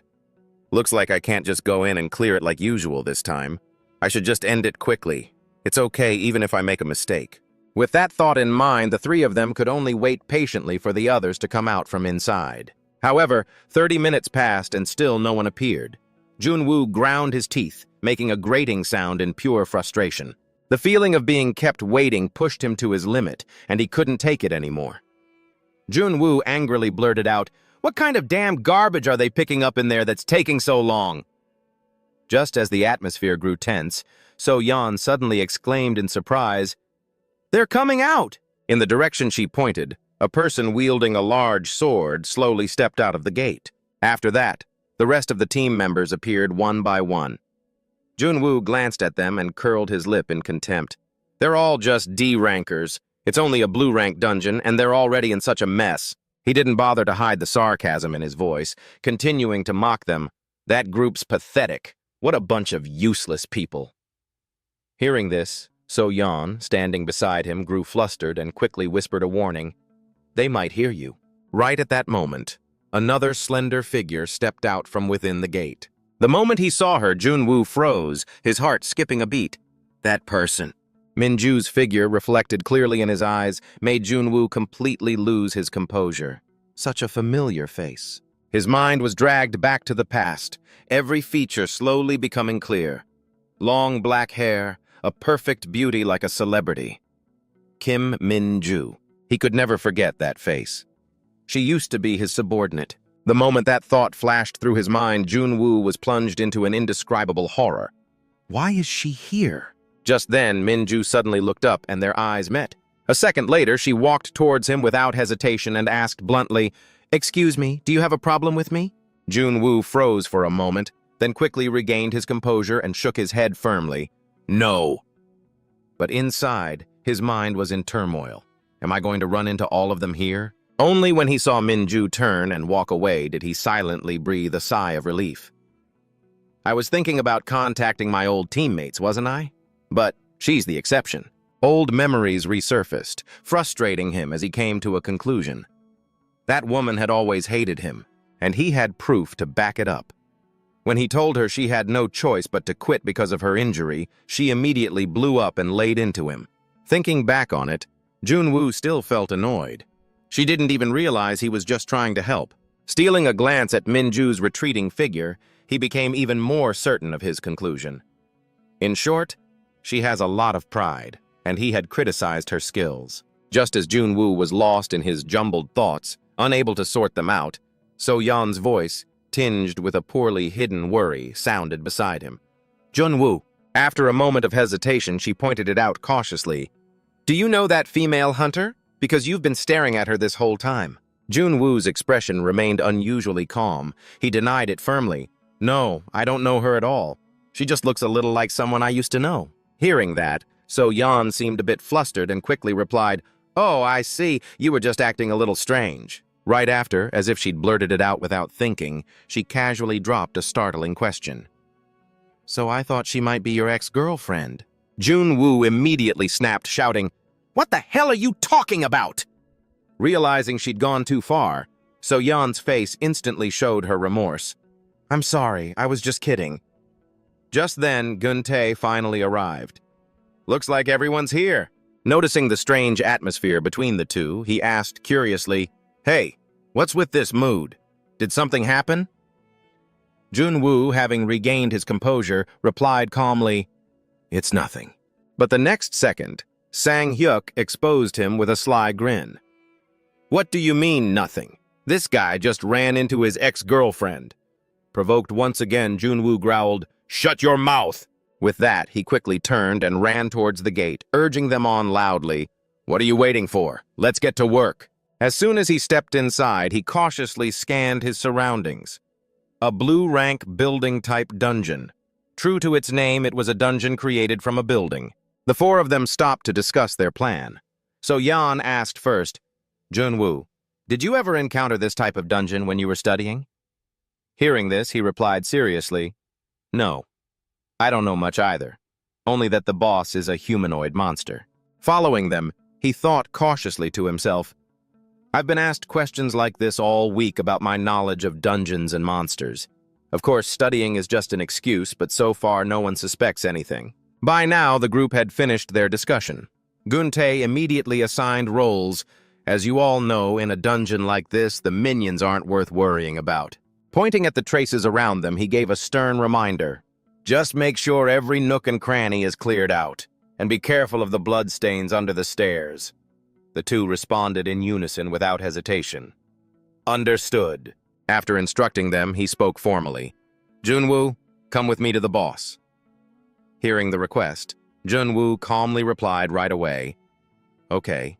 In a high-rise building, wind and dust whistled through the openings, creating an eerie sound. As soon as they went inside, Gun-tae covered his mouth and complained, Oh man, I really don't like this type of monster. They look just like people. Across from them, a monster lay still on the ground. A humanoid monster, Vega. A monster with a female appearance, about 160 centimeters tall. Hearing his words, Junwoo calmly suggested, If that's the case, we should just try to take care of it quickly. But Gun-tae's demeanor suddenly turned serious as he confessed, But I still don't feel right about this. Glancing at his strange behavior, he asked, confused, Why did you suddenly freeze up like that?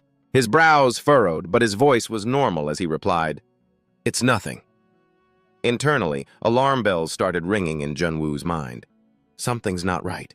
Recalling information about the monster, he pondered deeply. Fundamentally, Vega isn't a dangerous monster. As long as you can grasp its movement speed, it's not hard to defeat. But Kim Min-ju had trouble with this thing? He could say one thing for sure. 10 years ago, Kim Min-ju was already a B-rank hunter. While not the strongest, B-rank was still quite high. Ideas were now rapidly forming in Junwoo's mind. If she hadn't gotten injured, she could have easily reached S-rank. He was sure Minju had more than enough power to defeat this monster. Back then, her abilities even surpassed his in some respects. Internally, he was both annoyed and impressed. Yeah, even though her personality is a pain, she's the real deal when it comes to strength. The more he thought about it, the more suspicious it all seemed. How could a blue-rank boss give her trouble? Just then, Guntae's voice broke him out of his thoughts. Hey, why are you just spacing out? Don't tell me you plan on leaving me to handle this thing alone. Junwoo replied apologetically. Something just occurred to me. Following his gaze down to the monster, he made a decision internally. That's right. There's nothing I can do right now. I'm sure I'll get another chance to see her again. Suddenly, he noticed something strange on Vega's body.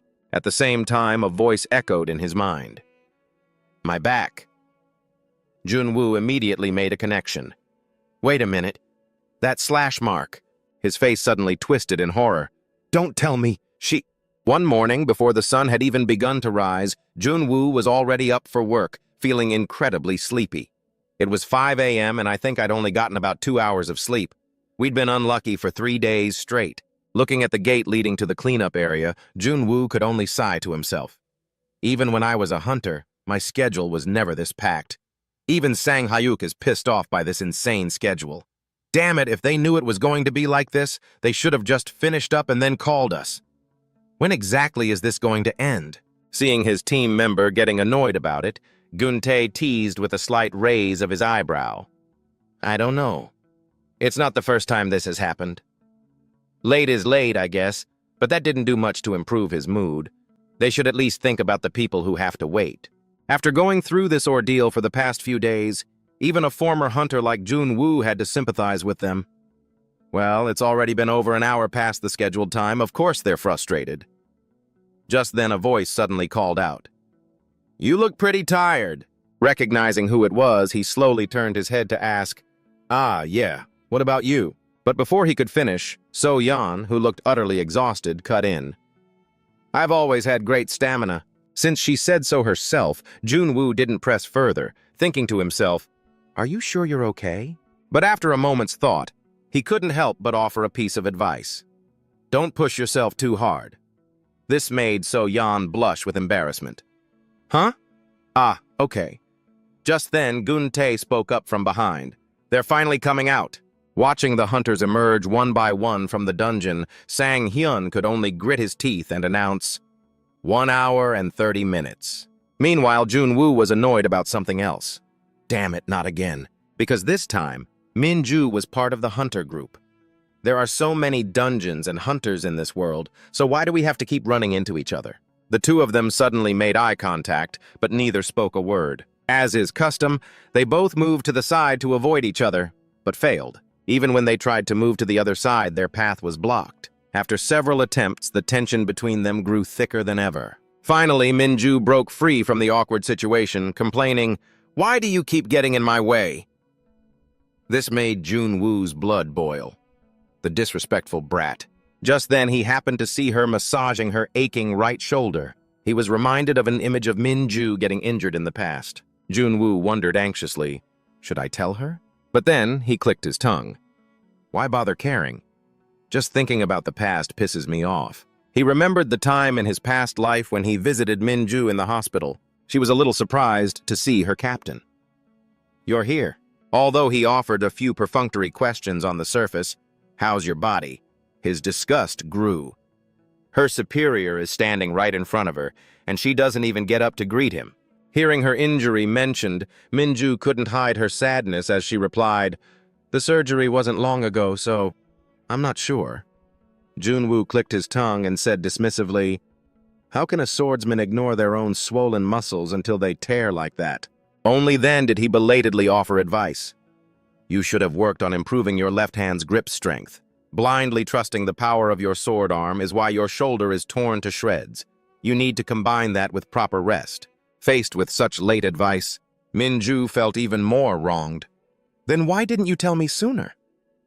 But Junwoo didn't catch her tone, and even blamed her in return. What? What's with that tone of voice? The next second, he stood with his hands on his hips, criticizing her. You're only saying that because you regret what happened. As he spoke, Junwoo pulled a form from his coat. Anyway, you can't continue as a hunter in this condition. Finally, he threw it down in front of Minju. Retire. What? She was completely shocked.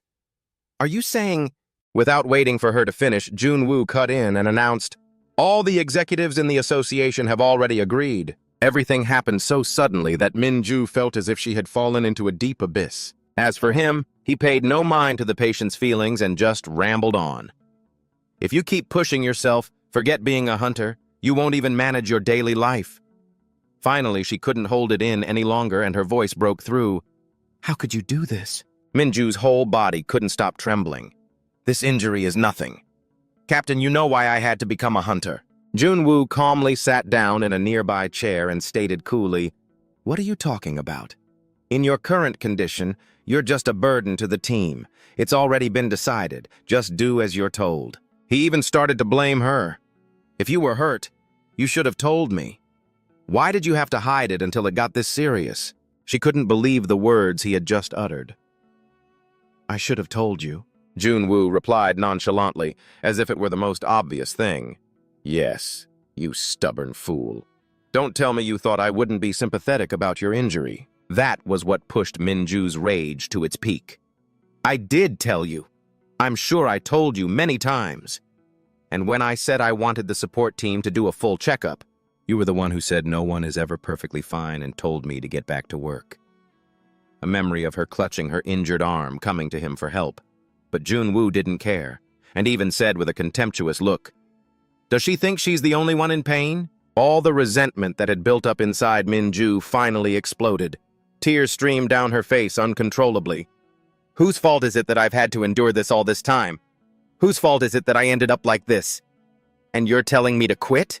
Junwoo obviously didn't admit he was wrong, and even yelled in her face, nonsense, how is it my fault? He grew increasingly irritable and continued his tirade. Did I break your shoulder? It's your body, so take care of it yourself. Why are you blaming someone else now? What kind of idiot goes back to work just because I told them to? Minju couldn't say a single word in response. She tried to use what little pride she had left to beg for a chance. Even so, I can do it, after a few days to recover. And obviously, Junwoo didn't care one bit. He continued to show his contempt for her. Who's going to cover for you during those few days? And what can you do with a shoulder like that? You're a swordsman. If you want to live like a parasite, go join the cleanup crew. Minju was suddenly choked up, but she couldn't stop herself from asking one question. Captain, did you ever, even once, see me as a comrade? Junwoo seemed taken aback by the question. What? What the hell are you talking about all of a sudden? Understanding the hidden meaning in his reaction, she gave a cold smirk. My apologies. I shouldn't have asked. Someone like me is only meant to be a tool, to be thrown away after being used. But Junwoo didn't understand at all. Her cryptic words only made him more irritable than ever. So you're finally showing your true colors. I never liked you from the start. You have no respect for your superiors. And just because I felt a little guilty toward you, you treated me like a joke. Minju said through her tears. That's right. I hate you. You never treated your subordinates like human beings. Every word she spoke seemed to strike a nerve in Junwoo. Right. It's always that look. You damn parasite. You from the cleaning crew. I don't care about anything you have to say anymore, so please. With that, Minju slapped Junwoo hard across the face. Her eyes filled with utter hatred and disgust. She cursed her former team captain. I hope you're reborn as a human in your next life, you bastard. The memory of the past finally faded. It was only then that Junwoo realized. Thinking back on it now, I was completely wrong. She did tell me about an injury. Perhaps because his conscience was stirring, he kept asking himself, I really don't remember. I'm sure I just told her to stop faking it and get back to work as a passing thought, without any other hidden meaning. Watching Minju's retreating back and the wound on her shoulder, Junwoo began to drift into thought. If she hadn't been injured, she probably would have become someone amazing. Don't tell me this is starting now.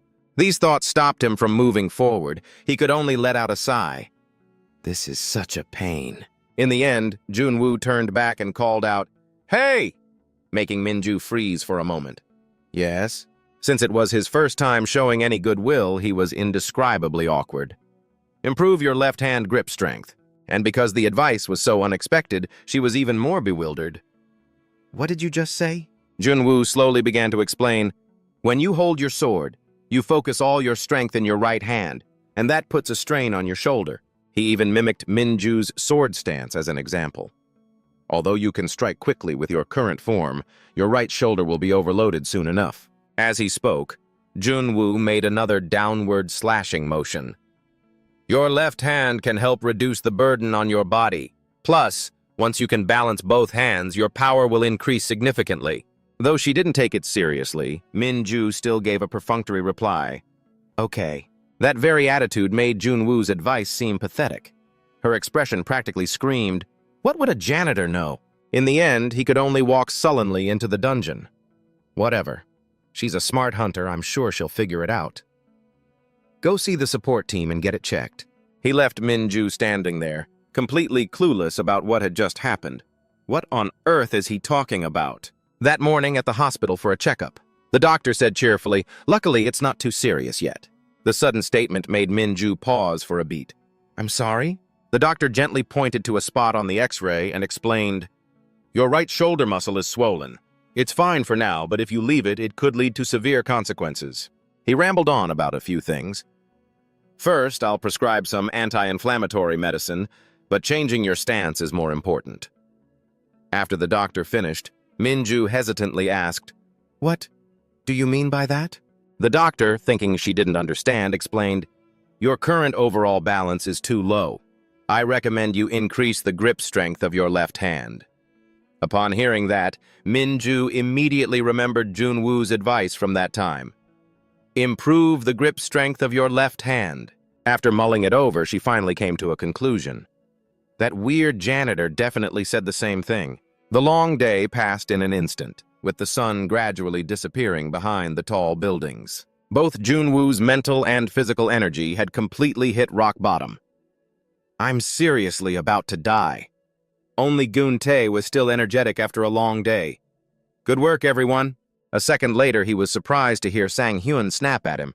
Hey, how could you do that? I'm dead tired here. Leaving him completely confused. What do you want? He glanced over at Minju waiting up ahead and declared, how could you make your ex-girlfriend wait this long? Looking at her incredibly familiar face, Junwoo had only one question. Why is she here? Minju's appearance made Jinwoo's jaw drop. Why is she here at this hour? Meanwhile, their colleagues were gossiping behind them. See? Didn't I tell you that was his ex-girlfriend? We should probably stay out of it, right? Yeah. Realizing they were being third wheels, Gun-tae and Sang-hyuk turned to leave. Well then, see you all tomorrow. Someone must be really happy right now. Hearing that, he glared at them and cursed under his breath. Damn it! Next, Junwoo crossed his arms and showed his annoyance as Minju approached with her sword. What is it? I'm really tired right now and I need to catch the last bus before it leaves, you know. With a decisive swing, the sharp blade of her sword was pressed against his neck. Minju's eyes widened and her tone turned icy. How did you know? What are you? Her outrageous action made him choke with anger. Is she really holding a sword to my neck? But she was determined to interrogate him. Why aren't you answering? I'm asking how you knew. Junwoo was visibly annoyed. What are you talking about? So Minju got straight to the point. About my shoulder. Are you going to pretend you don't know now? A relieved thought flashed through his mind. Looks like she got it checked out then. Despite that, Junwoo maintained a tough facade. I was just pretending that I knew. He continued to explain as normally as possible. I wanted to give some tips to hunters about some things I learned on the internet. Minju's gaze was sharp as she repeated his words. You saw it on the internet? Then she used it against him. The swordsmanship I use is supposed to be kept completely secret. Revealing it to outsiders is strictly forbidden, but you seem to fully understand its special stance and the muscles it utilizes. At that moment, his face froze as he recalled his own foolish words. With your current stance, your right shoulder will be overloaded soon enough. Sweat started to form on his forehead and his eyes revealed extreme panic. Damn it. I didn't need to butt in and make her suspicious of me. Her swordsmanship must be really special. He gritted his teeth as he thought of the consequences. That's not something a dungeon cleaner would know. If this continues, it'll be reported to the association, and I'll be suspected of being a spy from the outside. Meanwhile, Minju was still radiating killing intent. You're really suspicious. In the end, Junwoo had to find a reason to distract her. I saw the sword wounds on the monster's corpses. As expected, his words surprised her. Sword wounds? With a resolute expression, he confirmed with certainty, yes, there was something that stood out among the myriad of wounds. Then, relying on the image in his memory, Junwoo began to analyze thoroughly. The wounds that required right-hand strength were very deep, but the accompanying techniques were quite shallow. That's when I realized they were wounds caused by a swordsman who lacked strength in their left arm. The more he spoke, the more serious his expression became. Vega is a boss monster characterized by its high attack speed, but other than that, it's not really a major threat. Next, he pointed out an anomaly in Minju's fighting style. Taking advantage of high speed and using counterattacks is a well-known method, but there was no sign of that happening. There's no way someone as skilled as you wouldn't know that method. Finally, Junwoo calmly concluded his analysis. Her body couldn't keep up and respond to Vega's speed. That's the conclusion I reached. The sharp pain in her shoulder at that moment, coupled with this speculation, made her eyes widen.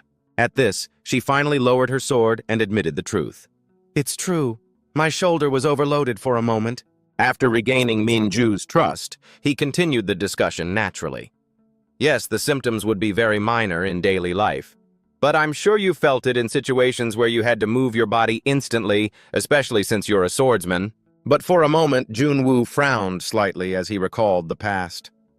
The reason I can give advice like this despite not even being a swordsman is quite simple. It's because in my days as a hunter, I was the top in the world at all ranks. Across from him, she suddenly became hesitant. Just as I thought, you...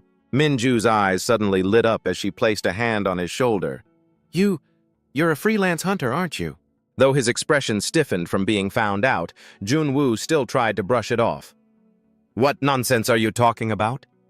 But her conviction was incredibly strong. I heard there are a few of them in Seoul, too. Minju's fist suddenly clenched, her tone becoming certain.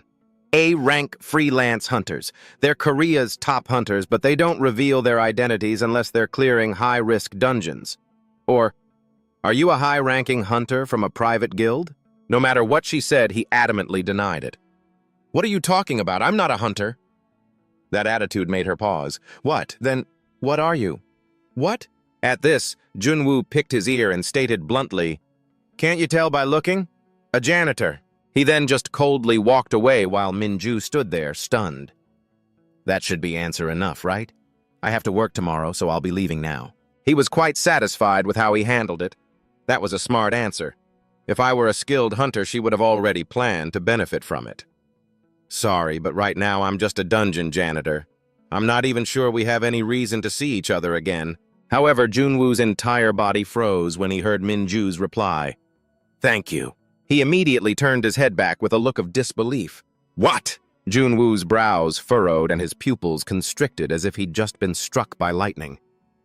What did she just say? She's grateful? Kim Minju to me?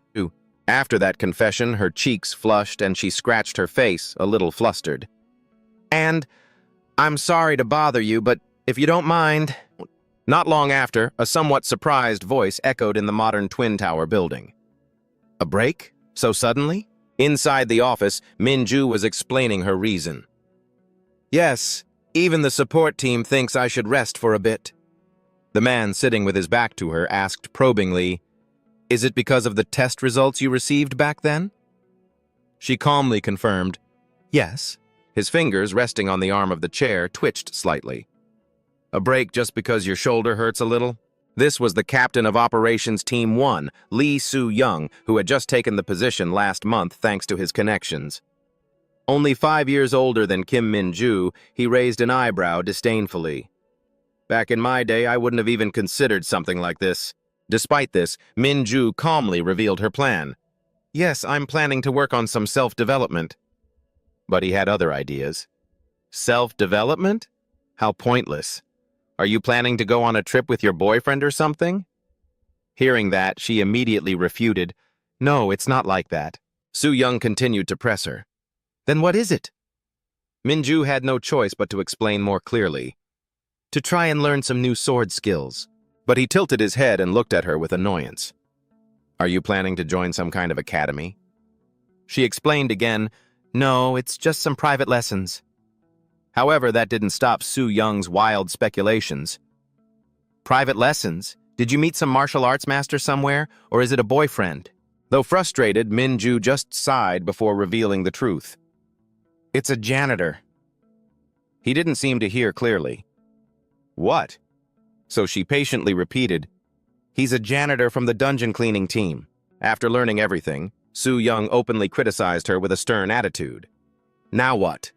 You have no one else to learn from, so you're going to some janitor to learn swordsmanship. And you, a capable hunter at that, you'd be better off finishing your studies at the Kendo Academy." But Minju was unwavering. "I'll take care of it myself." Just then, Su Young suddenly asked a shocking question. "Don't tell me that janitor was the one who told you to get checked." Her eyes widened in astonishment. How did he know? The support team must have... An image of the smiling nurse flashed back to her. "Oh my, Hunter Kim Minju. I've been seeing you often lately.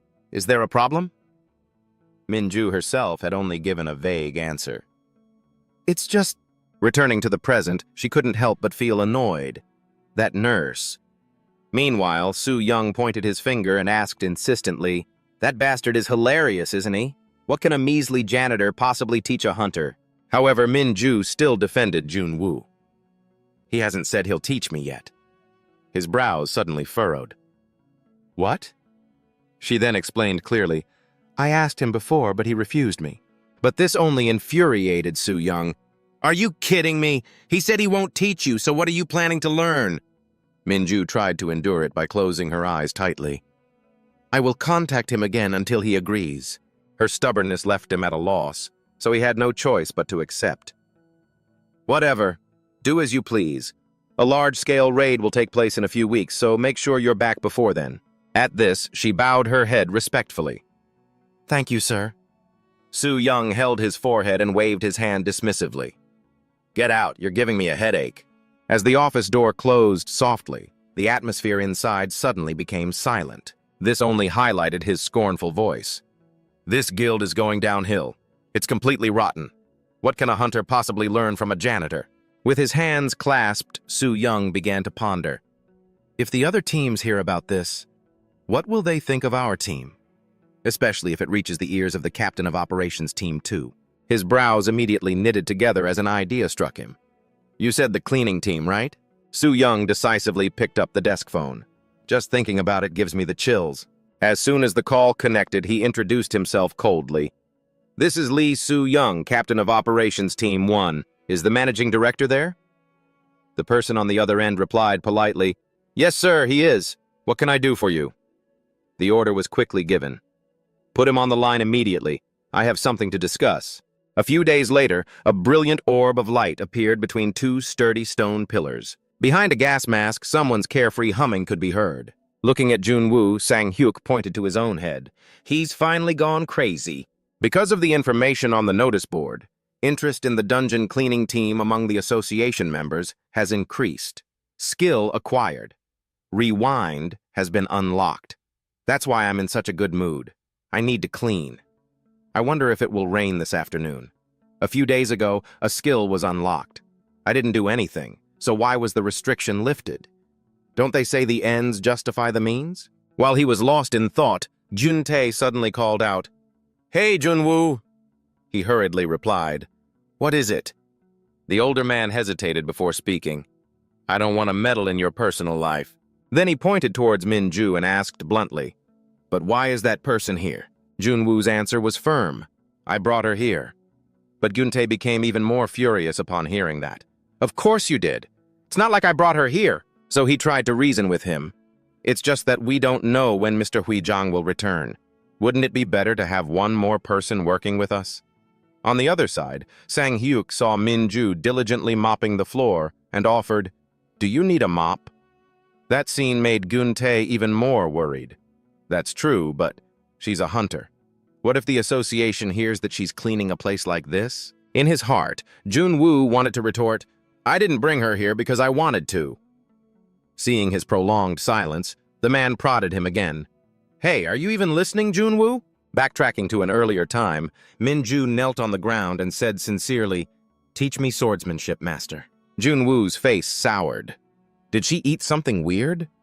What kind of hunter asks a janitor for lessons? This is going to be a pain. How can I get rid of her? He crossed his arms and reluctantly set a condition. If you help me clean, I'll think about it. Because he knew deep down this was impossible. I'm sure a B-rank hunter would hate doing a dungeon janitor's job. To his surprise, she became even more enthusiastic. Is just helping you clean enough? Her expression left Junwoo speechless. I didn't see this coming. Back in the present, he could only scratch his head as he watched her work diligently. Anyway, I think I underestimated her. I thought she had a huge ego, but I didn't know she wouldn't mind doing jobs like this. The more he thought about it, the more mentally exhausted Junwoo became. How did things turn out this way? But from So-yeon's perspective, his eyes were filled with worry. She decided to observe his every move in silence while Junwoo gritted his teeth. Anyway, I'm telling you all, she has always been an incredibly stubborn person. In So-yeon's current, exaggerated view, Minju's meek appearance looked like she was being wronged, while Junwoo's gaze became affectionate. This made her brow furrow and sweat start to bead on her face. Thanks to these details, So-yeon sensed something suspicious was going on. This atmosphere is so... Junwoo looked annoyed. He gently rubbed his temples as he thought, I'm going to lose my mind. I really underestimated Kim Minju. I never thought she would follow me all the way here. Speak of the devil! Minju suddenly shouted an announcement. Master, this spot isn't clean yet! This made him furious, and he yelled, I told you not to call me that! Who are you calling master, huh? Despite that, Junwoo still walked over, pointed at the stain, and asked, Do you really think you can clean that with your strength alone?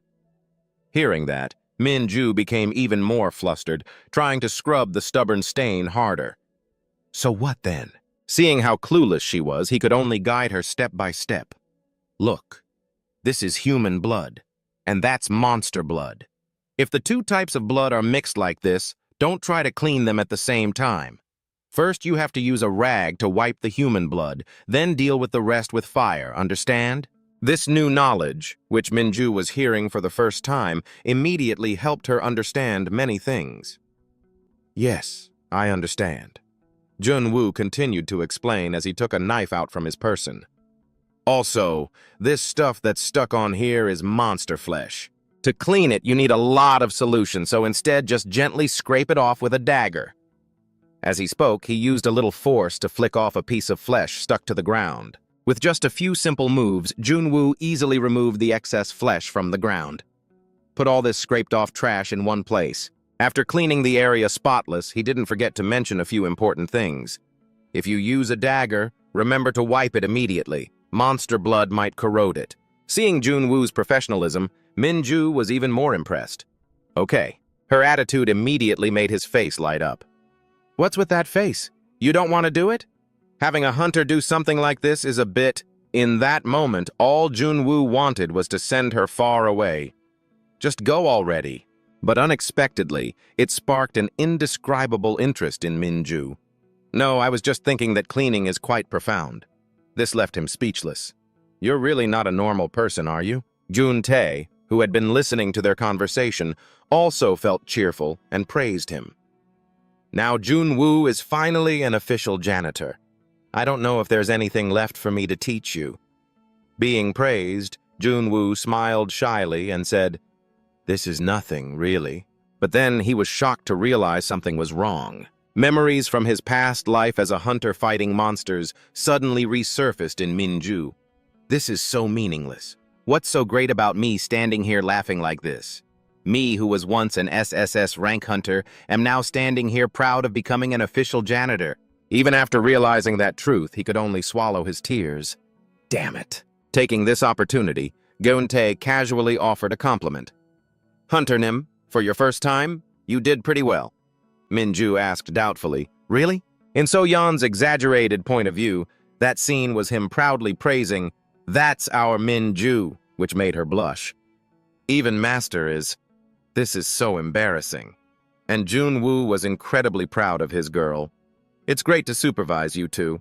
Perhaps because of that, she didn't have a chance to join the conversation of the three of them. A long while later in that area of the dungeon, after finishing her work, Min-ju came to report. Master, I've finished this area, so I should... But before she could finish, So-yeon interrupted by grabbing her hand. Then let's go over there together, shall we, team leader? Gun-tae asked suspiciously. She replied with a half smile. There are a lot of corpses over there. Will that be okay? If not now, when else will I get the chance to work with you, Hunter Nim? You don't mind, right? Seeing her menacing look, she could only comply. No. So Yeon, waiting only for that, led the person away right in front of Sang-hyuk and Jun-woo. Well then, we'll be back soon. After the two left, he suddenly said in a suggestive tone, I bet the hunter will win. And you? He replied without a thought. Me too. After moving to the next room, So-yeon started to panic. What should I do? She couldn't stop fidgeting with her fingers out of anxiety while standing next to Min-ju. I was too impulsive, so I brought her here. But now I'm not even sure what to say. Even? So-yeon herself didn't understand what she was trying to do. Why did I have to do something I've never done before? But this is so annoying. Min-ju immediately and astutely noticed her unusual state and asked with concern, You look quite tired. Are you okay? This made So-yeon flustered. What? Of course I'm fine. She could only force a smile when she spoke so directly. I have my doubts. In the end, So-yeon had to admit, Actually, I haven't been sleeping well these past few days. Min-ju asked with concern, Is something keeping you up at night? She stammered, trying to explain, No, it's not that something is keeping me from sleeping. But as if realizing she'd been rude, So-yeon quickly changed the subject. Anyway, let's not talk about me. Let's talk about you instead. Honestly, this is the first time I've ever spoken to a hunter. Hearing the question about herself, Min-ju didn't seem very enthusiastic. I don't have any interesting topics to talk about, except maybe for the fact that I followed in my father's footsteps and became a hunter. But that alone was enough to impress an ordinary person like So-yeon. Your father was a hunter too? Did you two work together? And just like that, the question seemed to touch a nerve. No, he was discharged because of a shoulder injury. Min-ju suddenly remembered what her father had to endure after his superiors told him to stop faking his injury and do his job properly. She also remembered the scornful looks from his colleagues and how the people who fought alongside him turned their backs on him. He endured it, all while working, afraid of becoming a burden to those around him. That just made his injury worse and worse. Hearing something like that might make a normal person feel pity. Unbelievable! How could his colleagues do that? But to a hunter like Min-ju, it was nothing. No. When she saw the whole world turn its back on her father, even at a young age, she saw how heartless this industry is. In the association, there's no such thing as colleagues. There are only people ranked above you or below you. My father was a B ranker, right up until he was discharged. Back then, even though she felt sorry for her father, Min-ju understood. Who would care about a middle-aged B-rank hunter? Remembering his slightly stooped back, she knew exactly what people thought of her father. He was just a disposable tool. Now, speaking about her situation, Min-ju said it so lightly, as if it were someone else's story. Anyway, that's the association in a nutshell. A place where rank is everything, extremely harsh on the weak and extremely lenient with the strong. Unexpectedly, she drew a direct conclusion. That's also true for the hunters I work with. But the cleaning crew, they're not like that at all. At this, the air between the two of them suddenly fell silent. Finally, Min-ju had to ask directly, You have a thing for him, don't you? So-yeon's face flushed. Is it that obvious? Seeing her give herself away like that, Min-ju chuckled and replied, Anyone can tell. When the topic came up, So-yeon became flustered, not knowing where to start. Well, in just a moment, images of Jun-woo flooded her mind. He works so well and has a strong sense of responsibility. He didn't do anything on his first day and was even late on the second, so I thought he'd quit right away. But now he works harder than anyone. Just thinking about it, So-yeon couldn't help but gush. He also knows dungeons and monsters like the back of his hand. What he says is even more accurate than the data from the control team, and he even knows information that doesn't show up on the data sheets. Because she let her guard down, Minju quickly gathered a lot of information. I see. Remembering how Junwoo was that day, a series of analyses ran through her mind. That guy, he's really not just some ordinary janitor. With just a few traces left on the corpse, he could deduce the condition of the person who took it down. What's more, he knows more about dungeons and monsters than even the control team. Finally, for some reason, Minju came to a firm conclusion. That's more than enough reason not to let him get away. Despite thinking this, she didn't forget to turn and say to So-yeon, "Anyway, don't worry, I'm not interested in him like that." This left So-yeon a little confused. Really?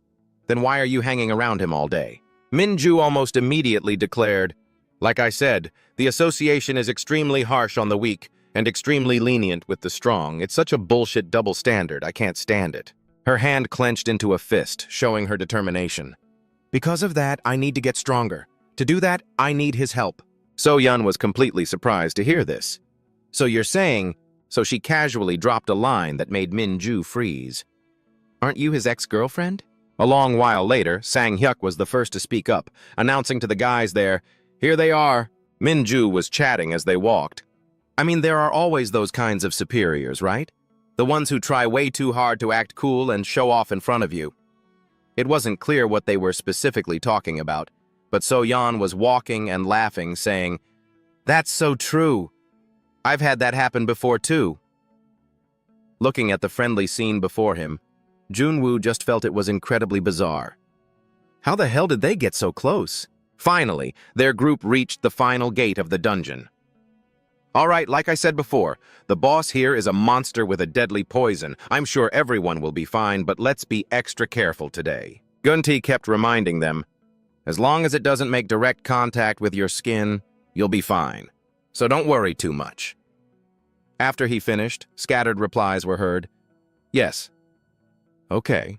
Just then, Gyuntai suddenly called out, "So-yeon!" It made So-yeon jump. "Yes?" He had noticed something was off about her earlier. "What's with you? Is something wrong? Your reactions are slower than usual." So-yeon explained while lightly tugging at her suit. "My hazmat suit is a bit uncomfortable, especially today. The gas mask makes it a little harder to breathe, too. But afraid of holding things up, she told everyone, however, I don't think it will affect my work." This made Junwoo and Sang-hyuk notice their own gear. "Now that you mention it, isn't it time to replace our equipment? Ask the association for a budget increase. If we keep working like this, an accident is bound to happen." "What is this? A uniform from the Korean War?" Gyuntae replied helplessly, "You think I haven't tried that? What am I supposed to do if they say they don't have the money?" Hearing that, he could only sigh. They're really working us to death, keeping all the money for themselves. In the end, he had to change the subject by turning to the final gate. "Come on, that's enough of that. Let's go in. Let's at least try to make do with the hazmat suits we have." The gate opened quickly, revealing a white space inside. The next scene they faced was a pile of monster corpses and the defeated final boss. Before starting the cleanup, Guntai repeatedly emphasized, "Everyone, make sure you're careful. Don't let it touch your skin."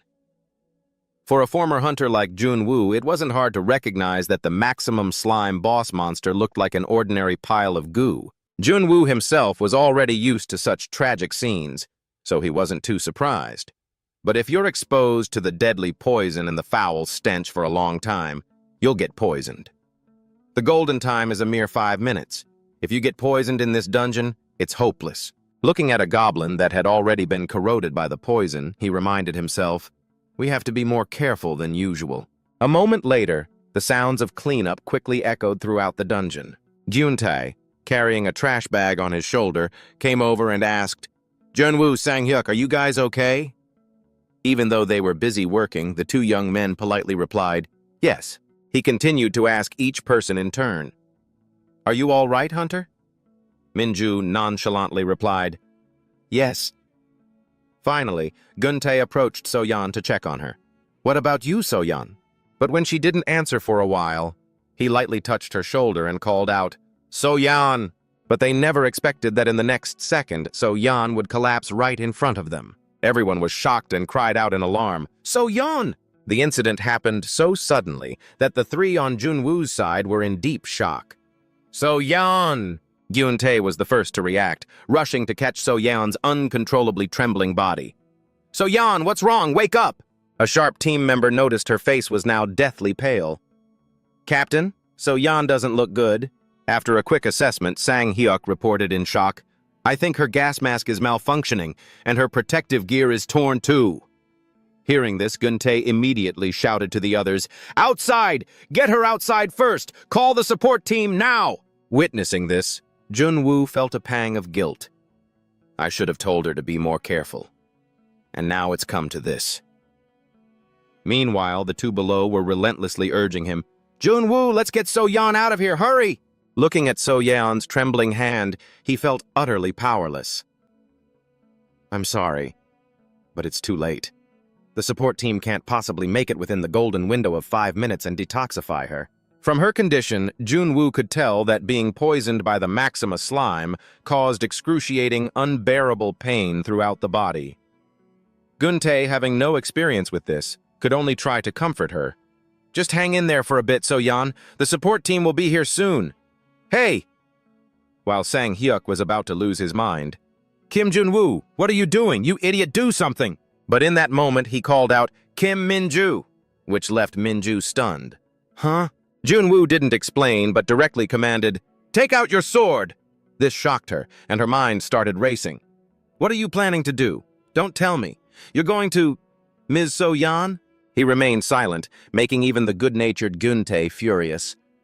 "Junwoo, what's wrong with you, you son of a bitch? If anything happens to So-yeon, I won't let you get away with it." Junwoo was completely unaffected by those words. His gaze sharpened like never before. "There's no time. Use your sword. Hurry up." After a moment, Junwoo finally added another sentence, as if to reassure her. "It's not hard. You just need to make one slash, like cracking a whip." Minju didn't understand what he was planning and tried her best to stop him. "Master, whatever it is, I can't bring myself to attack Ms. So-yeon. If you think it over, I'm sure you'll find another way." He slowly cut her off. "Not Ms. So-yeon, me." Gyun-tae didn't understand either, thinking Junwoo was stalling for time, so he yelled, "Junwoo, please! So-yeon is in critical condition right now." But Junwoo paid no attention to his words, only urging Minju, "So be gentle, Kim Minju, now." Her reaction time suddenly slowed, as if she were processing whether this was really happening. Finally, Minju shut her eyes tightly and decided to follow Junwoo's command. "All right." As she spoke, she raised her hand into the empty air beside her. "I don't know what you're thinking, but..." With that, Minju quickly summoned her soul-bound sword. "Summon!" The moment the brilliant sword was drawn from its sheath was also the moment she activated her skill. It was then that Junwoo slowly realized something was very wrong. "Wait, I never told you to use a skill." But it was all too late.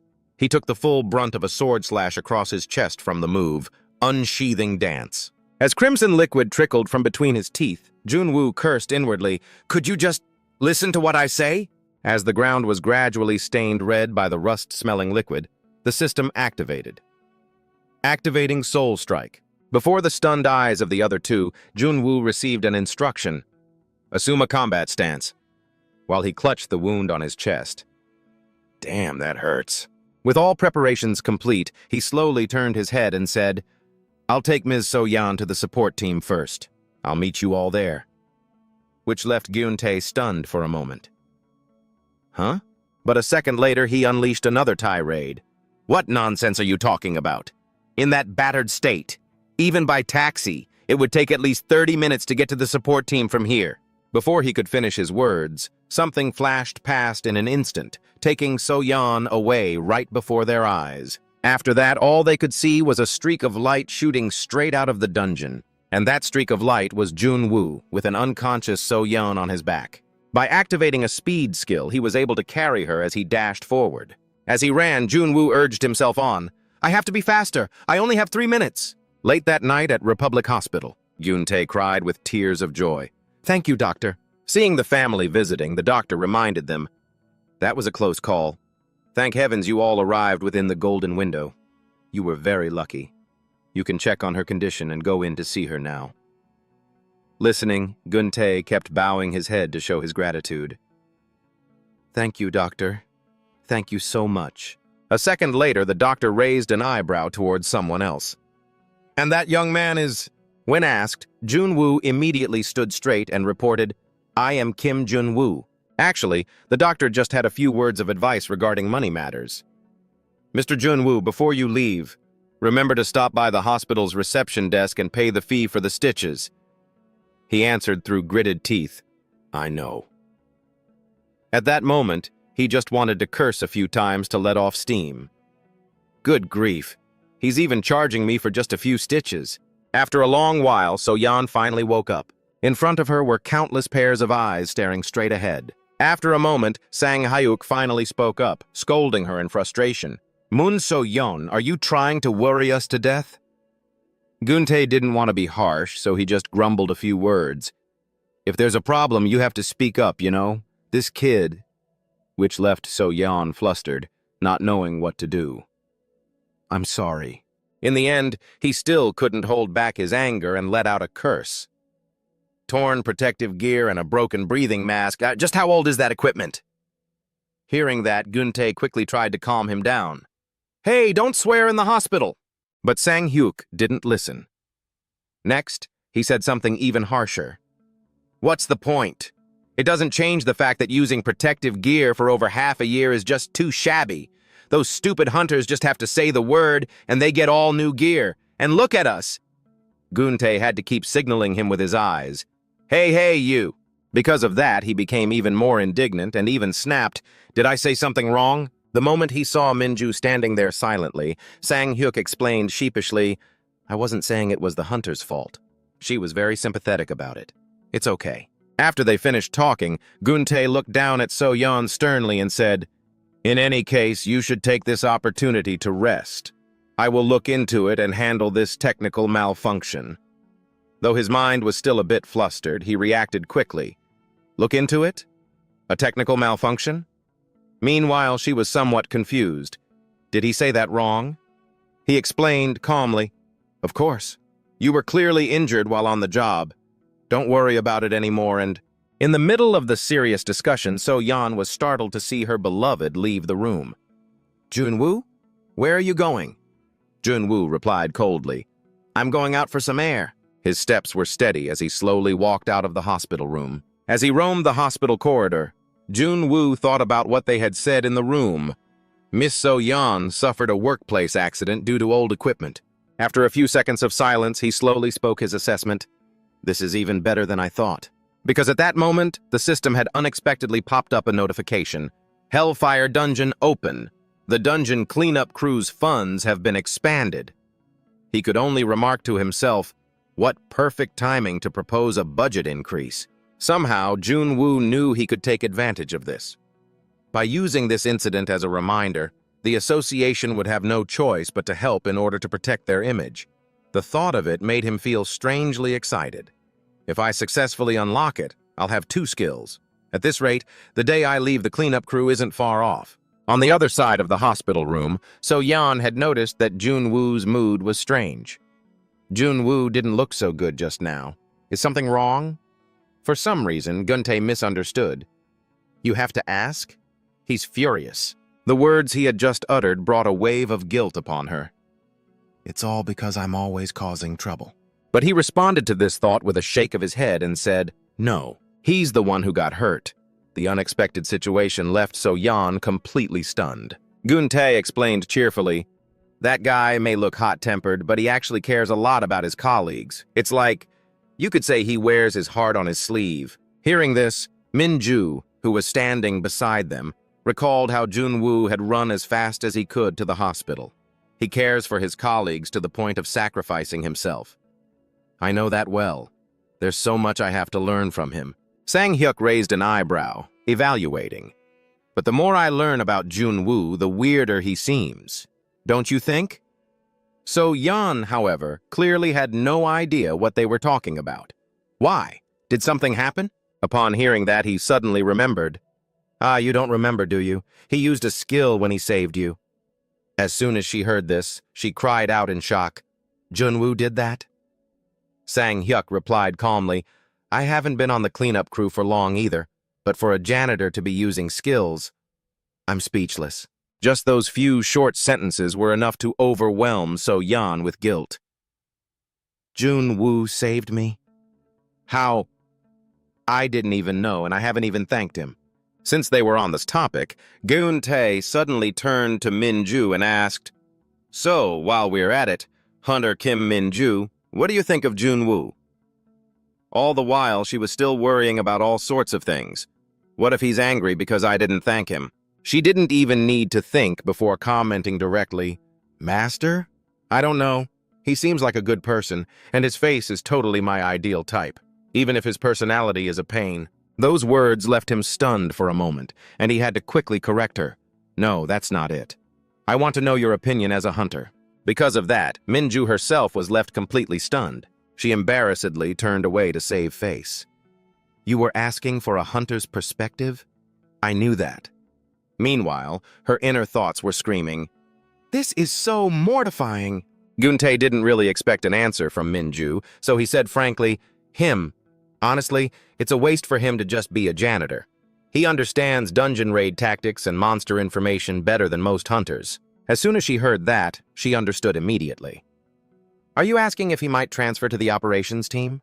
He admitted it frankly and also added, It'll be difficult, but it would be good for Junwoo.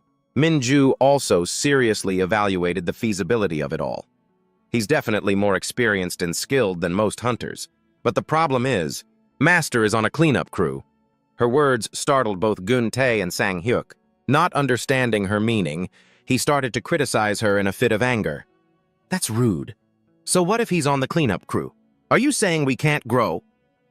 The older man had to quickly intervene. Hey, you, calm down. Only then did Min-ju slowly deny it. That's not it. In fact, it's the opposite. Every word she said sent Sang-hyuk from one surprise to another. What? Min-ju finally decided to reveal it. Even I, a B-rank hunter, can't see his true skill level. And yet, Master still chose the cleanup crew and not the operations team. Geun-tae understood almost immediately. You mean he wants to do this job? And that's why he is the way he is? She admitted it frankly. Yeah, I can't think of any other reason. Even so, he still didn't understand. But why would he choose a job that gets his hands dirty? Hearing this question, Min-ju slowly spoke up again. This is just a guess, but her eyes were filled with countless ideals, and her whole being seemed to light up as she spoke.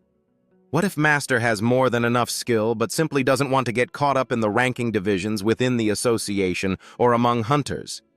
He treasures camaraderie, and that's why he chose the cleanup crew. The answer was so cheesy that the other three were stunned into silence for a few seconds. Camaraderie. Geun-tae finally decided to change his mind. I guess that settles it. If that's his conviction, there's no need for me to bring up him transferring. Meanwhile, So-yeon was so moved, she was on the verge of tears. Junwoo.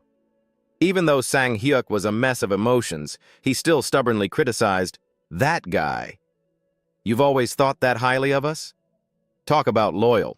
Right after that, he suddenly brought up another important issue. By the way, something just occurred to me. If he values his comrades that much, don't tell me. He just went to the association to protest the accident? This statement deeply shocked Min-ju. No way. But honestly, that's very possible, no joke. And indeed, Junwoo had currently found his way to the Hunter Association's office. Seeing him arrive, the director of the Republic of Korea's sole branch of the Supernatural Dimension Management Association, Seo-min Cheol, was openly annoyed. Who are you? He looked down at the man with arrogance. Let me introduce myself. A janitor. Looking at Junwoo standing before him, Min Cheol immediately thought, Are you requesting a budget increase for the cleanup crew? He admitted it bluntly. That's right. The man tapped his fingers lightly on the desk, as if he were actually thinking about it. The director of the sole branch of the Republic of Korea Association for the Management of Superpowers and Space, Seo-min Cheol, adjusted his sitting posture, feigning a difficult dilemma. Junwoo had met this man in his previous life, so he knew. Seo-min Cheol, the head of the Seoul branch. Around this time, the Seo-min Cheol family had joined the organization one by one through connections, and their influence on the association was immense. The man started to pass the buck. If that's the case, you should have gone to the management department. Junwoo frowned and declared, "What kind of hunter goes around killing every single monster? You just catch the boss, and it's over." Hearing this, Min-chul asked, startled, "Are you a hunter?" He tilted his chin arrogantly and replied, "No, I'm a janitor." This pissed the guy off. So now a janitor just walks up to the director to ask for a budget increase? Not even a team leader, just a regular janitor? But Junwoo didn't care, and even admitted, "That's right." Seeing that he wasn't going to back down, Min-chul could only feign reluctance. "I guess you're at that age where you just charge in and attack others without knowing the consequences. But what does the cleaning team even need to spend money on? The costs aren't that high." But he never expected Junwoo to retort sarcastically, "I'm asking for an increase because the budget is even less than those not-so-high costs." That insolent reply made Min-chul laugh in anger. "This kid's got some nerve. I've been letting your behavior slide up until now, but how dare you?" But before he could finish his sentence, Junwoo cut him off. An accident just happened. He thought about the terrible equipment he had received. As well as the recent problems, he began to explain, "Even though the equipment is old, there isn't enough in the budget to buy new ones. Since nothing could be done to fix the problem, they just kept working like that, and a hazmat suit tore. Even the gas mask wasn't working properly. As a result, a team member was exposed to a monster's toxin." Min-chul raised an eyebrow in disbelief. "I haven't received a report about this." Junwoo calmly explained, "Because it just happened." This left the guy speechless. He even started cursing inwardly. This bastard, who's backing him that he dares to be so insolent and spout such nonsense? He continued with a long tirade of accusations and criticisms. "Honestly, I understand you want to save money, not spending it on the cleaning team, but you shouldn't let accidents happen. Isn't that going too far? Not even providing money for new hazmat suits and gas masks." Finally, Min-chul had to resort to the same old excuse. "What just happened is unfortunate, but headquarters has no money." Junwoo paused for a few seconds before asking, "Are you saying you have no money?" The guy pointed straight at his face, revealing a gold ring and the expensive items behind him. "That's right, buddy. What do you know about the association's financial situation? Now that I think about it, it seems like you haven't even been here in a long time." Hearing this, he let out a cold sneer. Then, with contempt, he scoffed, "I don't think so. This year's budget, you must have taken a huge chunk out of it for yourself, haven't you?" With the experience from his past life, it wasn't hard for Junwoo to know that the budget allocated just for the Supernatural Conquest Department was in the tens of billions, and 70% of that would go to the operations team. Min-chul, having been caught red-handed, asked in disbelief, "How do you know that?" He didn't have time to explain all that, so he leaned forward directly in front of the man and said, "Anyway, you won't be able to use all that money this year. And when the year ends, all that money will be used for commemorative dungeon sweeps or conquests with other guilds. If that's the case, I'm asking you to share a small portion of it with those who really need it." Only then did Min-chul know what fear was. Who are you?" But Junwoo, still with the demeanor of a superior, replied, "I already told you I'm a janitor." He even took the liberty of spelling things out for him. "And as the director, you should think about your position. It's been, 3 months since you joined, right?" Min-chul, dissatisfied, corrected him. 2 months. But Junwoo couldn't be bothered and continued, 2. You struggled to climb to this position, so you should at least try to work here a little longer, don't you think?" In that lavish office, his voice echoed like a warning. "There are rumors that the cleaning team is treated poorly. Wouldn't it be terrible if the public found out an accident happened because there was no budget for equipment?" The man couldn't take it anymore and asked directly, "Are you threatening me right now?" Junwoo shamelessly shrugged and asked back, "What, can't I?" In the end, as furious as he was, Min-chul had to concede. "All right, I understand what you're saying." He finally got to the important question. "So, how much do you want me to increase the budget by?" Junwoo didn't really care about that. "Increase it by however much you like." He remembered the system's pending quest. Inferno Prison Unlock Condition. Expand the dungeon cleaning team's budget. So this wasn't an issue for him, because the skill Unlock Condition only mentioned expanding the budget. Whether it was 10-1 or 100-1, as long as it increased, it was fine. Having gotten what he needed, Junwoo didn't care anymore and turned to leave. Well, I think our conversation is over. I'll be taking my leave. But he hadn't taken more than a few steps before being called back. Wait. Min Keol suddenly became suspicious. Do you, by any chance, know Hunter Kim Minju? This put him on guard. Why are you asking me that? That reaction alone was enough to make the man feel smug. It seems you really do know her. I'll consider the budget expansion and contact you. You can go now. Although he still had many questions in his mind, like, why did he suddenly bring up her name? Junwoo didn't intend to ask, so he just opened the door and left. All right. The door had barely closed. The man started dialing someone. A janitor? Bullshit. The person on the other end picked up quickly. Yes, director.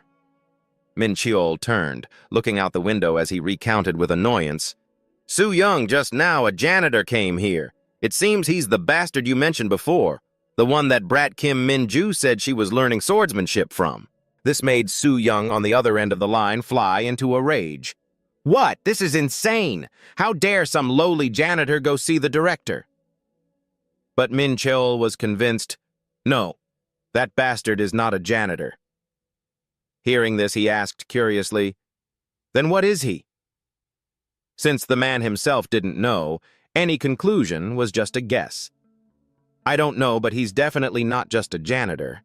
Considering he knows all of our internal information, it seems he's connected to the association somehow. Soo Young didn't know what to say when Min Cheol reminded him, just now he proposed expanding the cleaning team's budget, but I don't think that's his real purpose. After a moment, he spoke up, annoyed. Anyway, isn't he currently a member of the cleaning team? The man on the other end asked suspiciously, yes, why? Soo Young immediately suggested an idea. Perfect timing. I was planning on teaching them a lesson anyway. Min Cheol was even more confused. A lesson. He bared his teeth in a treacherous grin. Teach them how to bow their heads to their superiors. The next day, at the entrance to the dungeon area, Guntae looked at the paper in his hand, completely dumbfounded. What is this? Unexpectedly, it was a disciplinary action notice for So Yan. Disciplinary action? Sang Hyuk was the first to react. He shouted angrily, damn it! Isn't compensation not even enough? Now they're demanding disciplinary action? Hunter, isn't this ridiculous? This can't be happening. But even Minju herself was completely bewildered. I'm very surprised, too. According to what's written in the report, the reason Ms. Mun So-yeon is facing disciplinary action is for violating the rule against holding multiple jobs. Fatigue accumulated from overwork has been cited as the cause of the accident. The more he read, the angrier Sang Hyuk became.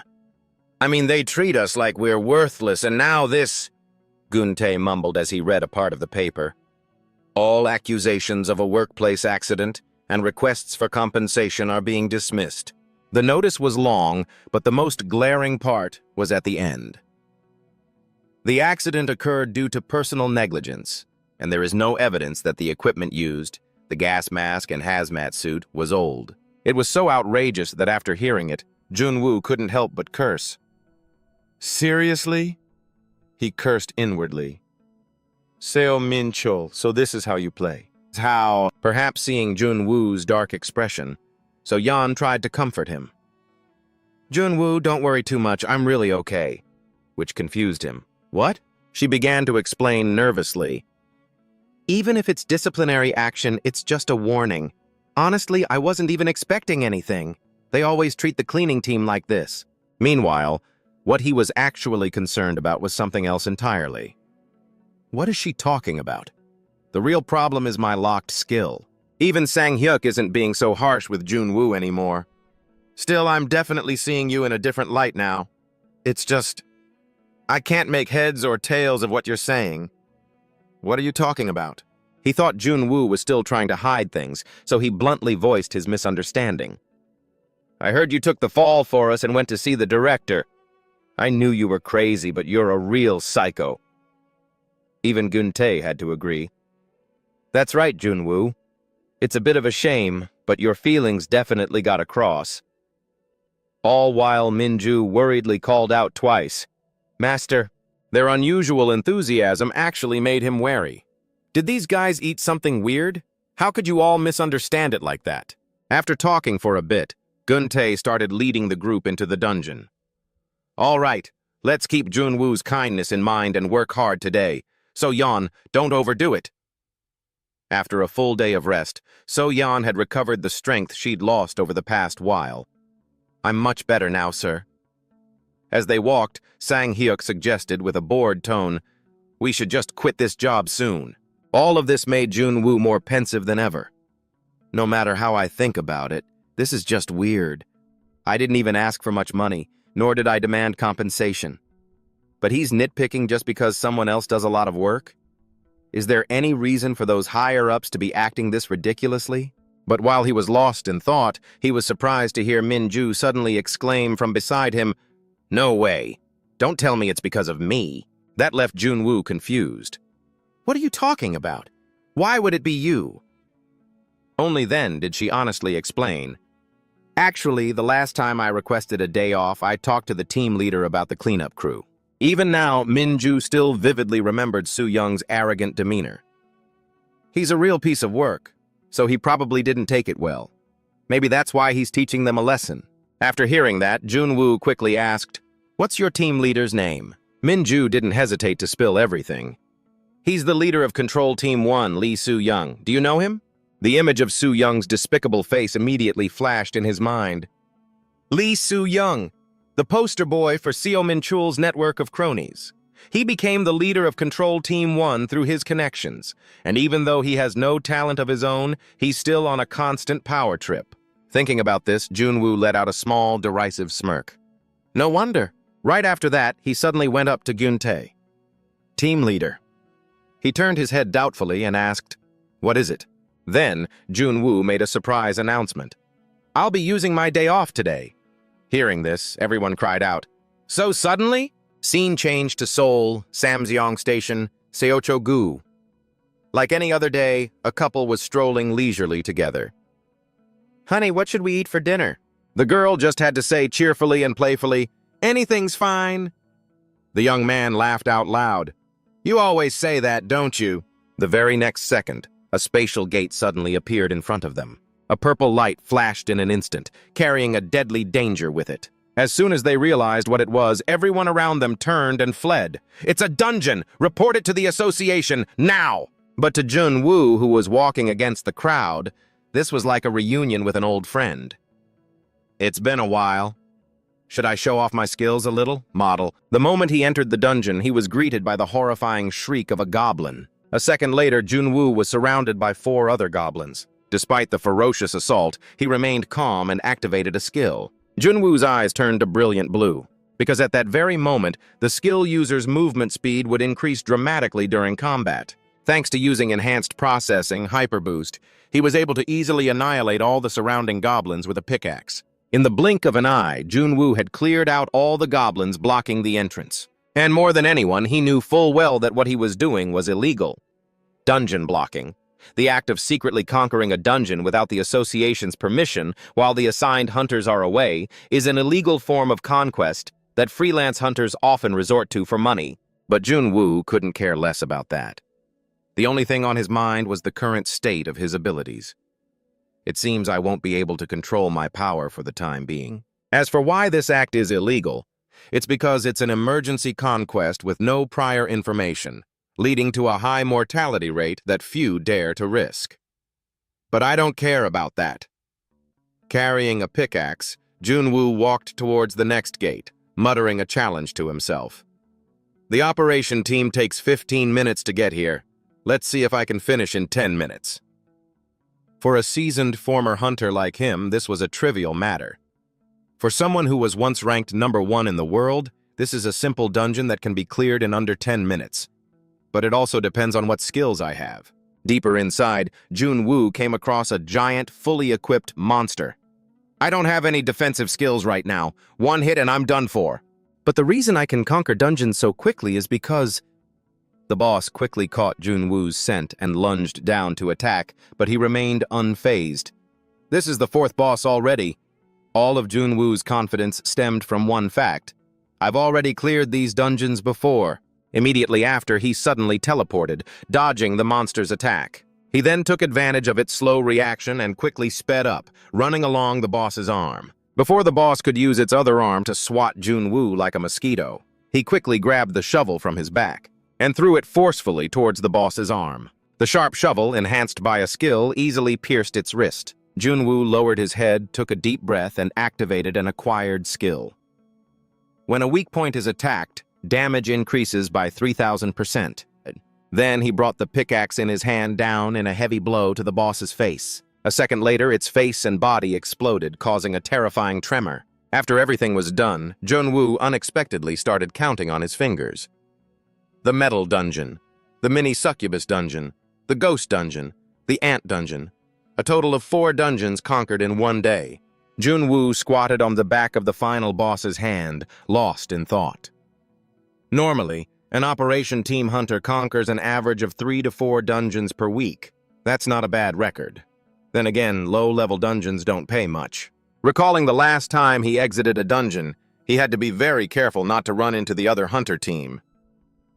The area around the dungeon is full of association vehicles. HQ must be treating this as an emergency. Makes sense, having 4 dungeons stolen by some nobody would do that. After several incidents like this, Junwoo had really pissed those people off. Making the guards work on their day off?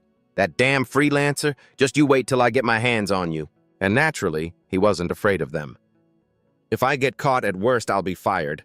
If I'm unlucky, I'll have to pay for damages. Well, this isn't the cleanup crew's problem. With that thought, Junwoo pushed himself up slightly. It's about time for the hunters to arrive. I guess I'll stop here for today.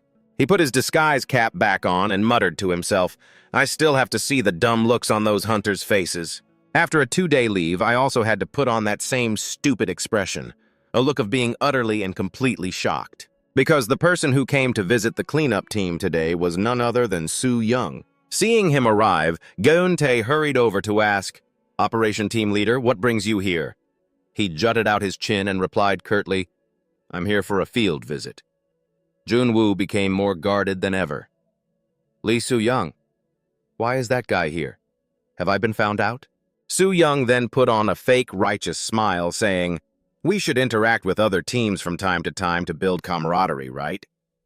But the man only gave a perfunctory reply, yes. Not to mention someone like him who saw right through his act. He never usually pays any attention to the cleanup team. He let out a smirk, his malicious gaze slowly shifting towards Junwoo. Well, just pretend I'm not here. Everyone, just carry on as usual. Feeling the stare, he could only grit his teeth, thinking, the operation team leader visiting at a time like this? He must suspect that I'm the one who's been blocking the dungeons. Sensing the tense atmosphere, Geun-tae quickly stepped in to create a diversion. All right, shall we get started? What's with the mood here? The operation team leader brought us gas masks and protective gear, so hurry up and put them on. While Junwoo remained silent, Soo-young directly refused. There's no need for protective gear. We'll be observing from a distance anyway. After entering the dungeon and seeing the disastrous state of the monsters, he asked with some hesitation, This is probably going to take a while, isn't it? Sang-hyuk, how much time do we have left? Sang-hyuk replied nonchalantly, 1 hour. It'll be enough if we're quick. From the side, Junwoo turned his head and asked, Kim Minju, is there any solution left? Minju obediently replied, yes, there's a little bit left. What about the concentration? Meanwhile, Soo-young finally had to put on a gas mask before entering. There's still smoke here. Junwoo paid him no mind and continued talking to her. Set it to 60%. The flesh has hardened, so we need a strong concentration. Bring me a new rag. Geun-tae then asked, So-yeon, what's the gas reading? While cleaning, So-yeon turned and replied, 150 micrograms per cubic meter. The decomposition process is happening quite fast. Over here, Junwoo called out again. Han Sang-hyuk, when you're done there, come help us dismantle this. But Sang-hyuk directly refused. I'm busy right now. Blood splattered all over the path, so I have to wipe it all down. Being completely ignored by the team, Soo-young started to feel annoyed. Are they pretending to be busy just because a superior is here? Maybe I should try to scare them a little. With that thought, he suddenly called out, Minju! Causing Minju to take a moment to turn and ask, Yes? Did you know about the dungeon blocking incidents over the past 2 days? Su Young's unusual question sent a shockwave through Junwoo. Full of suspicion, he turned his head to gauge Minju's reaction. Is Kim Minju misunderstanding something, thinking I'm a hunter? But since the dungeon blocking happened during our break, and that one question was enough to make the entire team stop what they were doing. It won't just be Kim Minju who misunderstands. All the members must have realized it. The suspense made Junwoo's heart leap into his throat. Damn it! Is he probing me? I'm screwed. Luckily, Minju was silent for only a moment before calmly remarking, Is that so? Wasn't it just the hunters fooling around with each other? Su Young replied, feigning nonchalance. I guess so. I've looked everywhere, but it's not easy at all. The director was furious. Then he glanced suggestively at the others in the team. So whoever catches the dungeon blocker this time is the reward big? Minju had clearly never heard this news and was a bit curious. A reward? Su Young intentionally raised his voice. Yes, catching a hunter gets you bonus points on your rank evaluation. He even maliciously emphasized this to the remaining members. You could get transferred to another team. Guntae frowned slightly, glancing at Junwoo behind him as the conversation continued. So, you're saying if we catch the culprit in the cleanup team, we get transferred to another team. Is that it? Thinking his plan had succeeded, Su Young shot a malicious glance towards the suspect. Besides Minju, if anyone else is interested, let me know. For example, if some guy suddenly took 2 days off. This condition made Junwoo anxious. I'm screwed. Transferred to another team? His heart began to waver, losing faith in his teammates. If that's the case, everyone will be fighting for it. I forgot that even though he has connections, he's a cunning bastard. But Guntae was silent for a moment before calling out, Junwoo! Then he suddenly asked a question that nearly made Junwoo's heart stop. Did you get hurt somewhere yesterday? Taking the opportunity, Guntae quickly made up a reason. Right, this kid. I told you to be careful when cleaning up monster corpses. So Yan followed up, full of concern. That's right. It's a good thing you got hurt yesterday. If a superior came today and you were injured, the cleanup team would have been done for. A dozen question marks seemed to pop up in his head. One moment hearing Sang-hyuk scolding, That's right, kid. I knew it the moment you started singing while you cleaned. And the next, hearing him sigh, Getting a little praise and you start slacking off, huh? Then Guntae awkwardly scratched his head and said to Su Young, Hey, what a shame. You made such a good offer, but there's no one suspicious around here. Leaving him speechless. It's fine. Thanks to his mask, he successfully hid a grin that stretched from ear to ear. What a pity. If it were my team, they would have confessed just to get transferred. Sang-hyuk behind him also tried to suppress a laugh to play along. That's right. If there's anyone suspicious, I'll report it to you immediately. Before being jokingly chided by Guntae. Come on, Han Sang-hyuk, he has no loyalty at all. Seeing everyone united in covering for him, Junwoo could only choose to remain silent, while Su Young was shocked to his core, even thinking to himself, have these guys gone crazy from cleaning too much? Witnessing the atmosphere in the cleanup team, Minju became even happier with her own assessment. The scene changes to the top floor of the Hunters Association. Director, I found him. Su Young furiously called the person on the other end. I'm sure the dungeon blocker is that bastard from the cleanup crew. Ever since he started working, the dungeon blockages stopped. Finally, Min Cheol on the other end made a request. Su Young, just give them the budget.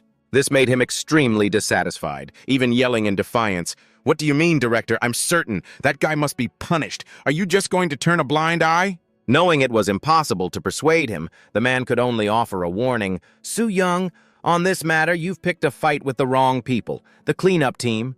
They're not to be trifled with. Anyway, his real identity... After hearing what Min Cheol said, Su Young was suddenly stunned. What? One fine day in front of the office, an innocent little boy pointed at the figure ahead and said, Mommy, that man is bleeding a lot. The boy's mother quickly put a hand over his mouth to stop him, or that scary man will hear you. Meanwhile, Junwoo excitedly withdrew the money he had worked his ass off for. The reason I blocked the dungeon was because I wasn't receiving a budget. If you won't give me a budget, I'll just go get it myself. On the other end, Min Cheol suddenly made a request. Su Young, just give the cleanup team their budget. Which made Su Young scream in anger. What do you mean, Director? I have proof that he blocked the dungeon. The man explained suggestively, Just now, an anonymous person sent support funds. This sentence made him freeze. Support funds? Min Chul continued on the other end of the line. 20 million won. It's not a huge amount. The damages from this dungeon blocking incident were also around 20 million. But this made Su Young even more defiant. He thought, then it's even more obvious, isn't it? As soon as the dungeon blockages stopped, that exact amount was sent to the cleanup team. Unable to get through to him, Min Chul had to spell it out. It's because the culprit is so obvious that it's a problem. The dungeon cleanup team caused the dungeon blocking incident. Does that sound even remotely plausible to you? He then asked back in a daze, What are you trying to say? Su Young was even more shocked when he heard the man ask, If you had the ability to block a dungeon, would you work as a janitor? Without waiting for an answer, Min Chul responded himself, If it were me, there's no way in hell I would. Obviously, if you have enough ability to advance, why would anyone want to do that kind of dirty work? He stammered back instinctively. Right, that's true, but before the person on the other end could finish, the man added in a low voice, And that's not all. Something was strange from the very beginning. He came to me right after requesting a budget increase, and on top of that, he's incredibly knowledgeable about the association's internal affairs. He remembered the way Junwoo had threatened him that day. Min Kyol's brows furrowed deeply as he asserted, I'm sure of it, Su Young. Right now, there's someone in the cleanup team who shouldn't be there. Su Young hesitated on the other end. So you're saying, the cleanup team? A vague sense of unease immediately led him to a conclusion. There's definitely someone from inside the association, but it seems this person is a big shot too. For example, the association president, for instance. Sweat poured down Su Young's face upon hearing this name. Sir? Min Kyol reminded him suggestively. You know it too. The association president can't stand me. He was now seething and gritting his teeth. So that's why. I have to monitor every single member of that team, including that bastard. The sudden flood of information made Su Young so flustered he was pulling his hair out. The association president's man already knows. Damn it, how could I not have thought of that? Before ending the call, Min Chul didn't forget to remind him, This is like a warning. They're watching us, so we'd better act carefully. You already know this, but if I go down, I can't guarantee what will happen to you. We have messed with the wrong people. On the other side, the sky was still clear, and the atmosphere among the members was cheerful. Good work, everyone. Junwoo walked along, lost in thought. Glad that dungeon blocking incident is over. Now I just have to wait and see when I'll receive the support funds I sent. Just then he happened to see something. In front of them were countless cardboard boxes, neatly arranged side by side, making everyone who saw them curious. What's this? Team leader, did you order a delivery here? But Gun-tae denied it. No. Sang-hyuk quickly opened one of the boxes and pulled out a brand new set of clothes. What's this? It's protective gear. While So-yeon, stunned, opened another box. There are gas masks, too. After opening all the boxes, Gun-tae quickly took inventory. Gloves, chemicals. Support supplies from headquarters, he scoffed. No way that's possible. Looking at the boxes, Junwoo frowned, guessing, Looks like the support money I sent them has been used. Just then, Gun-tae fished out an attached piece of paper. Hey, there's a letter in here! He didn't even need to read it to know some of the contents, but something still felt off. The letter said this was from an anonymous sponsor, but for 20 million won, this is way too much stuff, isn't it? Meanwhile, Gun-tae was counting the digits one by one. Ones, tens, hundreds, thousands, 10,000s, 100,000s, millions, 10 millions, 100 millions? The amount was so large that Junwoo had to snatch the letter to see for himself. 200 million? It's really 200 million. Seeing their jaws drop, Sang-hyuk asked curiously, What are you guys so surprised about? Let me see. But Junwoo didn't hear a word. He was still reeling from the shocking news. 10 times the amount I sent them? Sang-hyuk calmly took the letter back from Junwoo and began to read aloud. After careful consideration, the letter clearly stated, the association recognizes that the outdated work equipment, due to budget shortages, was a major factor in the recent incident. Therefore, headquarters has decided to allocate additional funds to the cleanup team, although the amount is not large. Hearing this, So Yan was completely stunned. Additional budget? Sang-hyuk continued reading the next line. We are deeply sorry and apologize for the incident involving Moon So-yeon, and we are sending condolence money as stipulated by regulations. 100 million won in workplace accident compensation. The unexpected windfall moved her to tears. So-yeon finally couldn't hold it in and asked through her sobs, "Could it be Junwoo?" But Junwoo quickly refuted it. "No, it wasn't me. Hey." However, Sang-hyuk was still suspicious. "What on earth did you do?" He could only deny it in a panic. "It wasn't me." Gun-tae, on the other hand, didn't care much for the details. He just happily put a hand on Junwoo's shoulder and said, "Hey, the association has had a change of heart. Looks like you'll be doing this for a long time." Junwoo frantically turned his head to remind him, "Team leader, don't you find this strange? There's no way the association would just change its mind, let alone give us this much money." But the older man was as calm as ever. "Hey, it's all written in the official notice. They said they reconsidered." Gun-tae even subtly hinted to the other members. "So, let's just leave it at that. It's not like we know who did it, right?" So Yan replied with a bright smile, "Yes." As the excitement gradually faded, they faced another difficult problem. "Well, we have to carry all this stuff to the office." If they were going to deliver it, couldn't they have just brought it straight to the office? Junwoo had to remind them of something. "We do have an office, you know." Gun-tae scratched his head sheepishly and admitted, "Of course we do, though we never use it." Min-ju then asked curiously, "Where is our office?" Which caught him off guard. "Huh? What was that?" She offered with a bright smile. "He and I will take the things to the office. The rest of you can just clock out for the day." This made Junwoo ask in discontent, "Why me?" Gun-tae also tried to persuade him, "Don't be like that. Come on and move it with me." But Min-ju insisted firmly, "No, the two of us will do it. Is that okay?" Obviously, he just wanted to stay as far away from her as possible. "What if I'm not okay with it? Can we not do it together? What are you even saying?" In the end, Junwoo had to take on the job of hauling the boxes. Right at that moment, the system announced, "Unlock condition met. Increased budget for the dungeon cleanup team. Skill acquired, karma cleansing fire." The sudden notification sent his mood soaring. "This will get me another skill, huh? The day I can finally leave the cleanup team is getting closer." But his joy didn't last long. Min-ju, following behind him, started probing. "Junwoo, about that time the dungeon was blocked for 2 days." Since he had nothing left to fear, Junwoo admitted it outright. "What if I told you that was my doing?" Min-ju knew what he was wary of and said nonchalantly, "Don't worry. You think I'd stab you in the back just to score some points?" This only made Junwoo more confused. "Then why are you bringing this up?"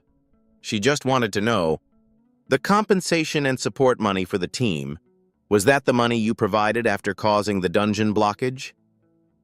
He neither denied nor confirmed it, simply asking, "You already knew?" Min-ju calmly revealed more.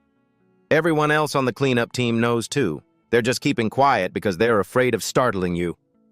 This left Junwoo stunned for a moment. "I've been found out? I thought no one knew." Then she suddenly asked another question.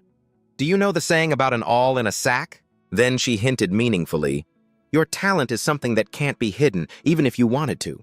You somehow avoided getting caught this time, but from now on, the association is going to pay more and more attention to you. If that happens, you won't be able to stay on the cleanup team anymore." Unexpectedly, this statement made Junwoo ecstatic. "Really?" In his mind, he misunderstood. Could it be that this girl talked to the higher-ups and now they're planning to transfer me to the operations team? And just like that, the issues he'd had with her from his past life to this one began to resolve. So, Kim Min-ju can be useful after all. Bringing her to the cleanup team really paid off. I can finally escape this shabby team. A second later, the wooden crate in Min-ju's hands suddenly fell straight to the ground. But her whole body radiated a righteous spirit as she declared, "You're going to keep staying on the cleanup team, right?"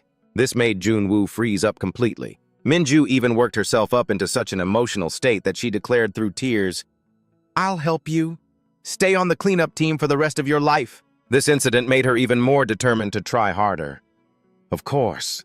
A B rank nobody like me can't help much. But if I become an A rank hunter, then I can help you stay here. And it was precisely these words that made Junwoo furious. Are you kidding me right now? A few more days passed.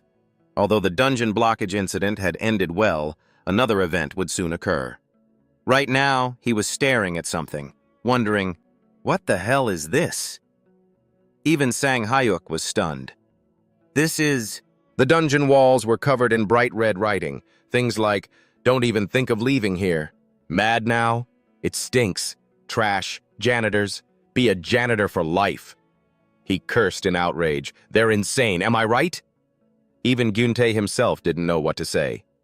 This is really...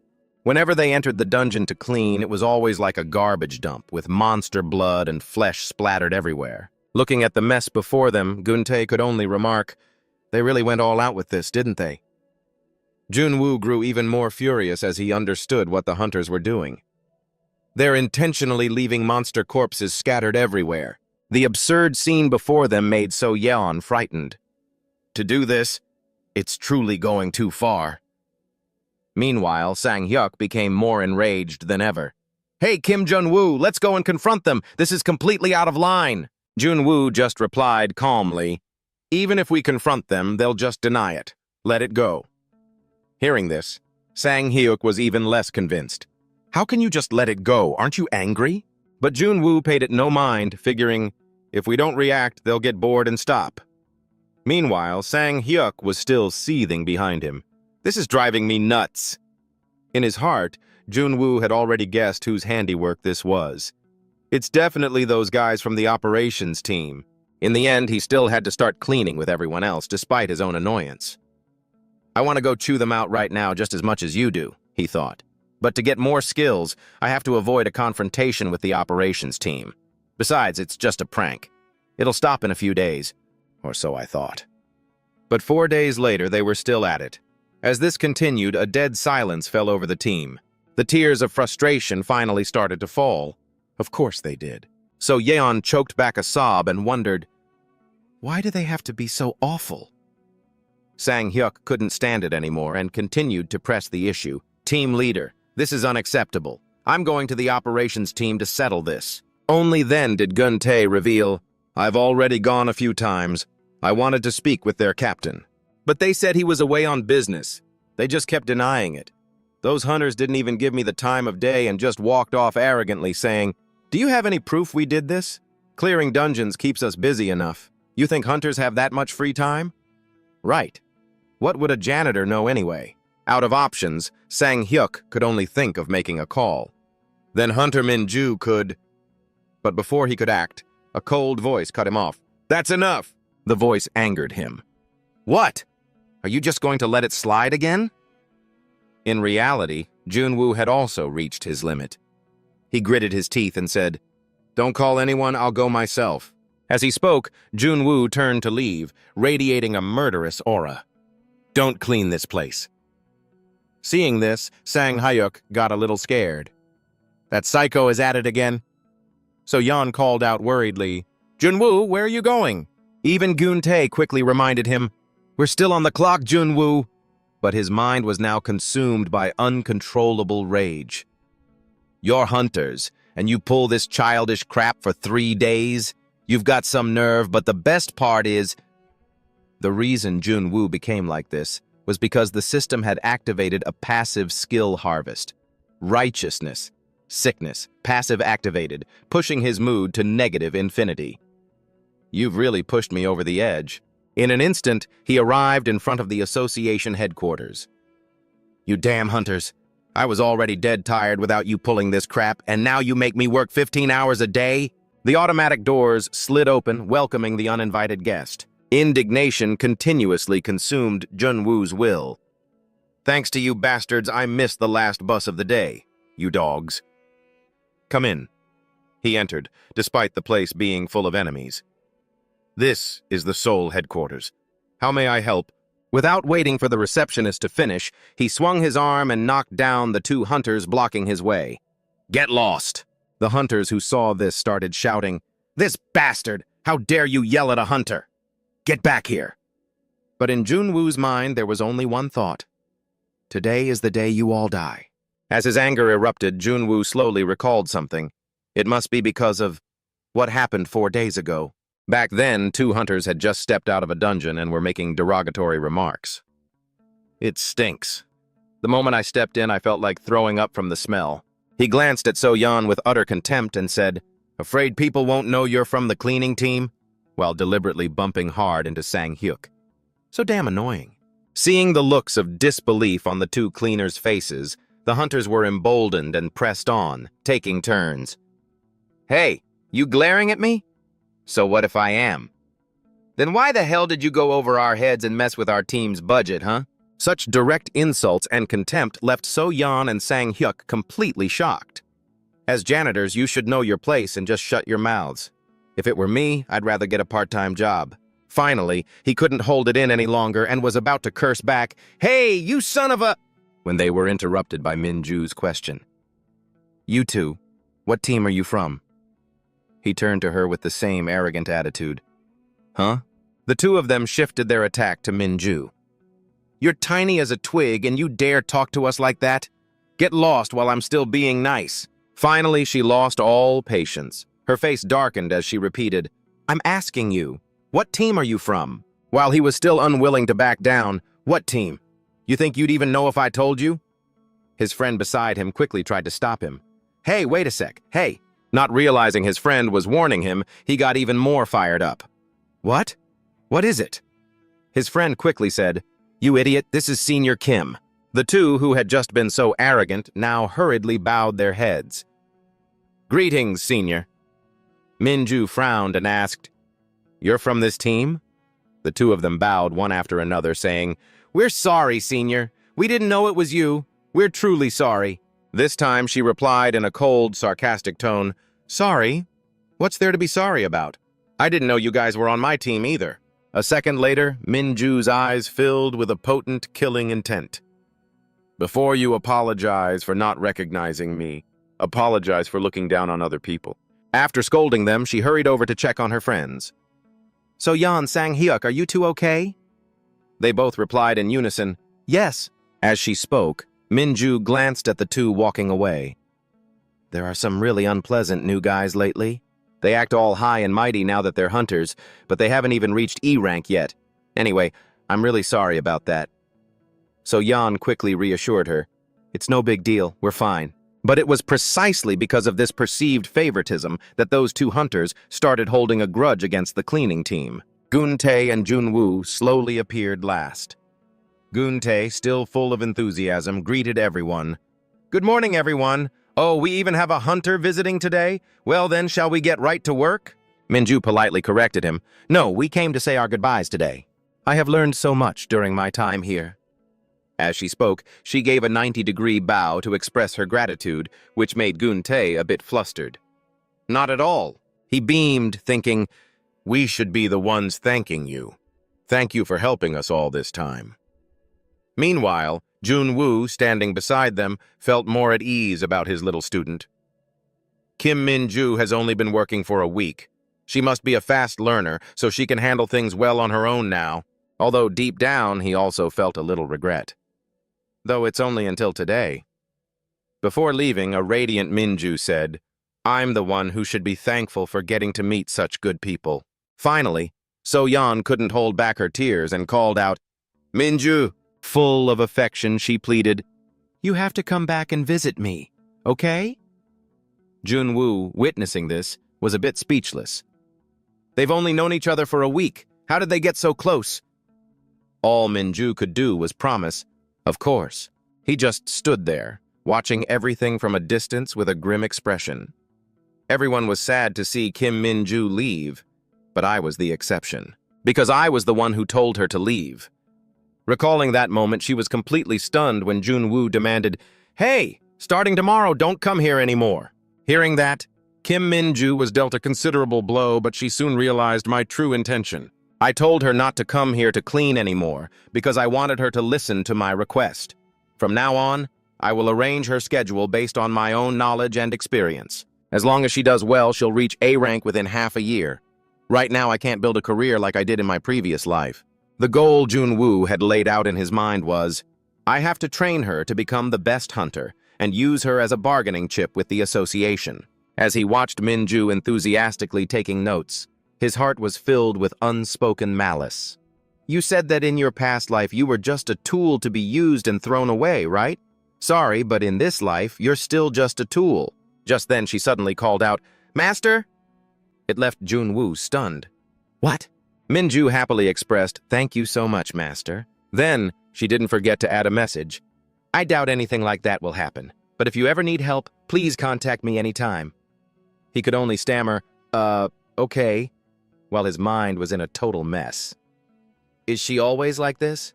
Anyway, that's how Kim Minju left the cleanup team. This all happened in the span of one day, and on that day, they received countless curses written on the walls. At the association building, the two troublemakers from before were sitting in a room, gloating to each other. The more I think about it, the funnier it is that the old guy from the cleaning department came here today. That bald boss asking us to pay attention to the cleanup crew? Isn't that hilarious? He was still going on and on about his achievements. That's why I say, how can the cleanup crew even think about eyeing the hunter team's budget? They're nothing special, how dare they? The very next second, he took a punch straight from Junwoo. Seeing his friend get hurt, he immediately jumped up and yelled, What the? Who the hell are you, you bastard? But in the next moment, Junwoo turned and raised his hand, aiming straight for him. He's crazy. Seeing him about to charge, the guy quickly activated his skill. You cleanup crew guys really don't know your place. His ability was that of a mage, so when he summoned a Grim Reaper, he excitedly believed, You're dead for sure, you cleanup crew bastard. When the Grim Reaper lunged to strike, Junwoo managed to duck in time, avoiding the deadly blow. Seeing him continue to charge forward, the guy grew even angrier, frantically using his skills. Deadly strike! Skill activated, how dare you mess with a hunter? He roared in fury. You're dead meat today. I'll make sure you never act so high and mighty again. But before he could finish his sentence, both he and his Grim Reaper got a slap from Junwoo. Enough with the bullshit. Eat this, you dare use a skill on me? Looking at the two hunters struggling on the ground, he asked through gritted teeth. Like that? Is it fun? Even middle schoolers don't pull this crap. You guys really love mocking people behind their backs, don't you? Then Junwoo didn't forget to add, and another thing, didn't you guys take hunter education? You dare use skills on a civilian outside of a dungeon? The spiky-haired guy quickly retorted, You're the one assaulting a hunter. You think we'll just let this go? But he had no patience to listen, even raising his hand as if to strike again. Fuck you. You're just a piece of shit E-ranker, you dare interrupt me? Seeing this, the guy quickly covered his head and begged, I'm sorry. Looking at the person trembling and cowering on the floor, Junwoo couldn't help but let a sentence slip. Such a cowardly hunter, back in my day. But luckily, he stopped himself in time. Then, he gently caressed the spiky-haired guy's face. Listen carefully. From this day forward, we will not clean up the dungeons you guys clear. I will announce it to the press and post everything you've done online. So? Your life as a hunter is going to be pretty fun from now on, huh? Not only was he defiant, but he was also angry, thinking, You think the association will just let you do that? The association will definitely side with the hunters. Junwoo didn't even bother to listen and replied contemptuously, You think the association will cover for you? You're just a piece of shit E-ranker. He even gave the guy a way out. If you don't want me to blow this up, then come to the cleanup room and kneel and apologize to us. But this spiky-haired guy's useless pride was too great. Hunters have their pride, you know. These words directly infuriated Junwoo, turning him into a demon. Is that so? If you don't want to do anything I say, then let's go into a dungeon for one round, no ranks, no nothing. Right at that moment, Soo-young came rushing over. What's all this noise about? The disastrous scene before him made the atmosphere in the room freeze in an instant. Junwoo was stunned. What is this? Isn't Lee Soo-young on a business trip? As he recalled what Gun Tae had said, I've gone several times already. Their team leader is also on a business trip. Only one thought crossed Junwoo's mind. Getting caught by this guy is going to be a real pain. Unexpectedly, Soo-young humbly clasped his hands before him and asked, is there a reason someone from the cleanup team has come here? Faced with this sudden change in attitude, he just felt suspicious. What's wrong with him now? Meanwhile, Su Young only dared to smile and ask, "Is it because the budget is still short?" Junwoo decided to take advantage of the situation. He pointed directly at the spiky-haired guy and said, "Those guys were playing pranks while clearing the dungeon." Su Young asked doubtfully, "Pranks?" He began a long tirade of accusations. Yes, they scattered monster corpses all over the dungeon and used blood to draw graffiti. That's why the cleanup team was dissatisfied and came here. Thinking his savior had arrived, the guy rushed towards him and accused Junwoo. "He's lying! That bastard was the one who got violent!" Unexpectedly, as soon as he finished his sentence, he got a slap on his other cheek. "Who are you calling a bastard? Are you insane?" After taking care of the matter, Su Young once again appeared humbly before Junwoo. "I'm sorry, I apologize on his behalf." Seeing the other person apologize on his behalf made him a little embarrassed. "It's fine. Just tell them to be more careful next time." Since there was nothing else, he just left. "I'll be taking my leave." Su Young behind him quickly saw him off. "Yes, take care." Before leaving completely, Junwoo didn't forget to turn his head and remind him, "And one more thing, I don't want to see those guys in front of me ever again." The matter was resolved, but there was still one suspicious point. That was team leader Lee Su Young's change in attitude. One fine evening, he asked Minju out to talk. "Do you have any idea what's going on?" She slowly recounted what she knew. "I've only been off for a week, so I don't know the details. In short, they're truly a pathetic bunch. That's why they're only E rank." Remembering how both of them had come to express their apologies to the cleaning team, "We're sorry, sir. We're sorry," Junwoo simply thought. But anyway, they apologized properly. They must have gotten chewed out a lot, so they probably won't do it again. Minju slowly responded, "Now they can't even if they wanted to." She calmly turned to him and announced the recent news. "Because they were fired. Both of them." This made Junwoo extremely surprised. "What?" Minju glanced at the person beside her and coolly dropped another bombshell. "Those hunters. They were all fired." This sentence momentarily stunned Junwoo. "What?" He was panicking internally. Could it be because they hate the sight of me? Hunters from the operations team got fired just because of something a mere janitor said? Thinking back now, Junwoo felt a chill down his spine. And the way he was so freakishly polite to me back then. Just what on earth is he thinking? Then the next morning, something even more shocking happened to him. What now? The entire hunter team was bowing respectfully. "You've all worked very hard." Their attitude was so enthusiastic. "I just hope they'll handle the rest for us." "Thank you, everyone." Junwoo awkwardly squeezed past them. Yes, operations team number 1 worked hard too. He didn't know whether to laugh or cry. The hunters always acted so strangely after a dungeon raid. Once the raid was over, they would wait for us to greet them before leaving.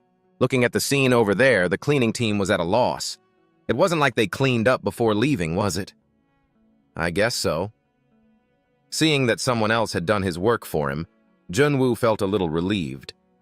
They even gathered all the monster corpses in one place, and we don't have to clean the boss room anymore. So Yan was still a bit bewildered. Why is this happening? I'm not used to this at all. But Gun-tae was over the moon. The operations team being wary of the cleaning team? This is the first time I've seen this in my 10 years of cleaning. Nearby, Sang Hyuk waved his hand dramatically. At this rate, we'll end up swallowing the operations team whole, won't we? The older man laughed and chided him affectionately. Don't get cocky, kid. We didn't do anything. It was all thanks to Mr. Junwoo's efforts. He shrugged nonchalantly. I was just kidding, just kidding. I know he gets the credit. Gun-tae added defensively, Anyway, I'm still very grateful to him. But So Yeon's expression was a little troubled. Thank you, Junwoo, for standing up for us, but I'm actually really worried. Hearing this, Junwoo was stunned. What do you mean by that? Who's standing up for whom? Her next words seemed to clear up his confusion. I'm worried that if this continues, you'll be the one to suffer. Junwoo was even more confused. Suffer? Me? So Yeon's eyes drooped sorrowfully. Yes. We're being treated well now, but what if one of the hunters is just waiting for a chance to retaliate? For a moment, he didn't know how to respond, only falling into a quiet contemplation. Then his face wrinkled in frustration. Unless some idiot doesn't know what fear is, I think we'll be safe for a while. They've been causing trouble for long enough. Hearing that, she smiled in relief. Really? You're right. This isn't your fault anyway, Junwoo. Suddenly, Sang-hyuk approached, full of suspicion. Still, I just can't figure it out. His eyes were fixed on Junwoo. The director increased our budget, the hunters got kicked out after you said a few words, and now Operations Team 1 is wary of us. Junwoo obviously understood the implication. What are you trying to say? Sang-hyuk stammered for a long time before finishing. Are you that kind of person? Someone from a class so important that even the bosses wouldn't dare to touch you. This question made Junwoo's face go blank. What? A moment later, he couldn't help but burst out laughing. Then Junwoo turned to leave, still laughing. Stop talking nonsense and get back to cleaning. Seeing this, Sang-hyuk's embarrassment turned to anger. It's not true, right? Then why are you laughing like that? Junwoo didn't answer directly, just thought to himself, important class, my ass. If that were true, why would I be working as a janitor? Elsewhere, Soo-young looked as exhausted as if he hadn't slept all week. Just then, another person entered the room. Hey, Lee Soo-young, I hear you've been very polite to the cleaning team lately? He let out a long, helpless sigh. You're such a gossip. The one crunching on snacks was the captain of Operations Team 2, Im Dong-bin, Lee Soo-young Sr. by 1 year. A professional gossip. His voice was full of sarcasm. The captain of Operations Team 1, wary of the cleaning team. This company really is something else, isn't it? Soo-young pointed right in his face and cursed, If you don't know anything, then shut up. Do you have any idea who's on that cleaning team? But Dong-bin remained unfazed. No, I know. Someone connected to the association president, the rumors all over the place. He laughed out loud while still chewing his snack. This is why I say nepotism is no good. Look at me, promoted fair and square. I don't have to be wary of any big shots. At this, Soo-young was about to go crazy. Seriously, if you just came here to gossip, then get out, now. Dong-bin pretended to sigh. You really are hot-tempered. Then he approached with a sinister look on his face. I'll take care of this for you. What did you say? Dong-bin couldn't help but laugh out loud. That cleaning team that's gotten so arrogant because they have connections, I'll help you out, and fulfill my duty as a good senior at the same time. Soo-young's mouth was full of the snack the other man had given him. How are you going to do it? He wiped his hands while grinning slyly. It's nothing big. We'll just do things by the book. Even someone connected to the association president can't cover up a fatal mistake. Hearing this, he shot up in excitement. The cleaning team made a mistake? Dong-bin said casually. We just have to make them make one. Soo-young's face darkened. That lunatic. What kind of trick is he planning this time? Seeing the other man's expression, he grew even more smug. Then Dong-bin continued his psychological manipulation. Think carefully.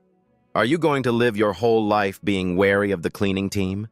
Team 1 is full of elites, and you have to live like this? Soo-young was completely convinced.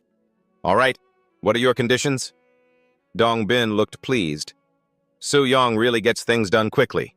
Only then did Dong-bin reveal his plan. Well, it's not that difficult. Next week, your team has a large-scale dungeon raid, right? The multi-zone dungeon in Yongdongpo. Hearing that, his jaw dropped. A multi-zone dungeon? Based on many previous tests, a unique characteristic was discovered. If you defeat the boss in one zone, the dungeon in the next zone opens up. Normally, the dungeon is just average, but its difficulty is so high that you can't escape until all the bosses in every zone are defeated. That's why the preparation time alone is 1 month, and the battle plan is a major project that takes another month to complete. But Dong-bin casually took the job for himself. Just leave that to us. Hearing that, Soo-young became agitated. You're going too far. But Dong-bin completely ignored him. If you don't like it, forget it. His business done, Dong-bin just left. Just so you know, the director already agreed. He told me and you to sort it out amongst ourselves. Watching the other man's retreating back, he still felt deeply resentful. Captain Im Dong-bin uses this method to steal other people's achievements. But right now, we can't touch the cleaning team directly. The more he thought about it, the angrier he got. But Soo-young could only grit his teeth. Fine, damn it. This isn't the only large-scale raid anyway. As long as that opportunist deals with the cleaning team, everything will be fine. In the end, he had to compromise. Fine. In return, don't get me involved in this. Having gotten what he wanted, Dongbin burst out laughing. Of course! Our Su-young is so ambitious! As if remembering something, he suddenly stopped short. I heard your team has a new member. A calculating glint appeared in Dongbin's eyes. Her name is Kim Min-ju, right? Lend her to me, too. Su-young gritted his teeth so hard they felt like they would break. You bastard! Where the hell did you even hear that? But to get him to leave, he reluctantly agreed. Fine. Meanwhile, Jun-woo was on his way back on the bus. He looked at the system screen, pleased. Everything was going very smoothly. Jun-woo calculated to himself. Things were a lot different from the bleak period when he first returned. Everything was getting resolved, and unlocking skills was going smoothly. On the screen before him were the skills that were still locked. Low-level summon, unlock condition. 1 new employee in the dungeon cleanup team. Heightened focus, unlock condition. Complete a joint project with another department. His finger hovered in mid-air as he hesitated. The cleanup team hasn't had any new members for months now. This is going to be tough. A new employee. Jun-woo's attention was drawn to heightened focus. A joint project with other departments, huh? In the past, that would have been impossible. But with the current operations team, it might actually be doable. The time extension skill, which required a pay raise for the cleanup team, wasn't very appealing. A pay raise is still a long shot. Jun-woo was intrigued by polymorph. Unlock condition, increase public interest in the dungeon cleanup team. Increase public interest in the dungeon cleanup team. Finally, he made his decision. Right now, this is the only easy option. Suddenly, Min-ju called, her voice serious. Master! Jun-woo immediately sat bolt upright. What is it? What's wrong? She reported everything without a moment's hesitation. We're going to raid a multi-zone dungeon this time. I've been assigned as the raid team leader. His brow furrowed in suspicion. A multi-zone dungeon? Is now really the time for such a large-scale raid? So Jun-woo offered a casual compliment. Is that so? The leader of a large-scale raid team? Looks like you've improved a lot. As expected of my disciple. Min-ju immediately became flustered. No, that's not it. That's not the important part. Her next words struck him like a bolt of lightning. The cleanup team is also required to join this raid. He was so shocked that he shouted out in the middle of a public place, What? The very next morning, everyone was at the main headquarters for a briefing. The hunters weren't as enthusiastic as before. They were extremely unhappy with the news they'd received. They took our budget, they took our people, and now they're taking our jobs. Yeah, today's a raid day, so what are we hunters doing here? What can you do? I heard someone connected to the big bosses is in on it. It's our fault for being at the bottom of the food chain. The group gossiped, shooting glances at Jun-woo's team. Do hunters have to be afraid of the cleanup team now? Hey, they'll hear you, keep it down. So Yan looked at Gun-tae, her eyes filled with worry. Team leader, are you all right? He was trembling like a leaf, but put on a brave face. I'm fine. The cleanup team usually doesn't participate in things like this. Suddenly, a guy arrogantly gestured at them with his chin. Hey, the meeting is about to start. Go take your seats. Jun-woo was furious but restrained himself. They're all just B and C rank hunters. Should I really bother teaching them a lesson? He didn't move, just whispering to Min-ju. But a multi-zone dungeon raid is a job for Team 1. These people aren't from Team 1. Her voice was laced with discontent. Right. It was originally Team 1's mission, but team leader Lee Su-young transferred it to Team 2. Hearing this, Jun-woo became even more irritated. A project this big was just handed over to another team? Why? It should take at least 2 months just to prepare. Min-ju sighed and answered tonelessly, I'm not sure. I guess the team leaders talked it over. I don't know the details either. Just then, Dongbin dramatically threw the door open and walked in. The leader of Operations Team 2 is here. His eyes swept around the room with a hidden meaning. Hello, everyone. Dongbin then cut right to the chase. Regarding the Young Dungpo project, but the color had already drained from Jun-woo's face. That bastard. A look of horror slowly spread across his face.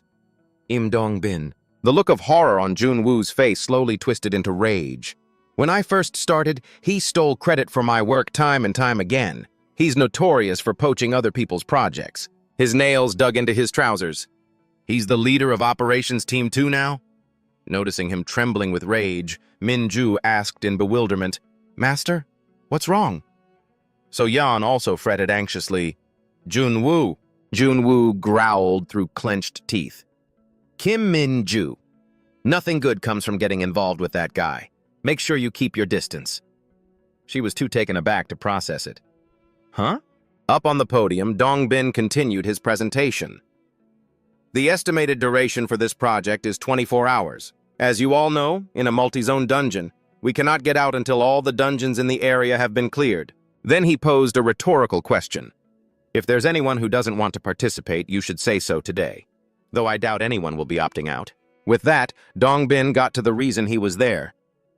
Now we will begin the briefing for the Yeongdongpo plan. He laid out a seamless plan. We will split into 3 groups and raid the dungeons. The raid duration is 24 hours, which means the monster corpses will begin to decay. Therefore, all operations must be quick and precise. If they rot, they will emit gases that will interfere with the rest of the raid. And of course, the dirty work was reserved for Junwoo's group. That part will be handled by the people from Cleanup Team 3.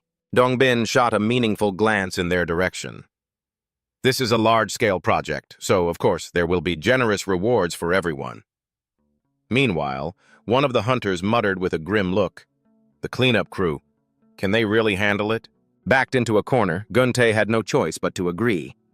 Yes. Junwoo looked them straight in the eye without saying anything. There was no real reason to refuse. It was a good chance to work with the operations team. There was a bonus, and cleaning up in one go after their raid would be much more efficient. Plus, he had his own agenda. This is also a good opportunity for me to unlock that skill. If I can get heightened focus, the one that unlocks by completing a joint project with another department, everything will be much easier. Besides, Junwoo didn't want to deal with those other hunters. He just wanted to get the job done. If I don't seize this opportunity, another chance to collaborate with a different department might not come along. We are the cleanup team after all. Still. And so he refused point blank. "I'm sorry, I can't do it." His words shocked Dongbin so much that he dropped his lollipop. What? Junwoo just wanted to punch him.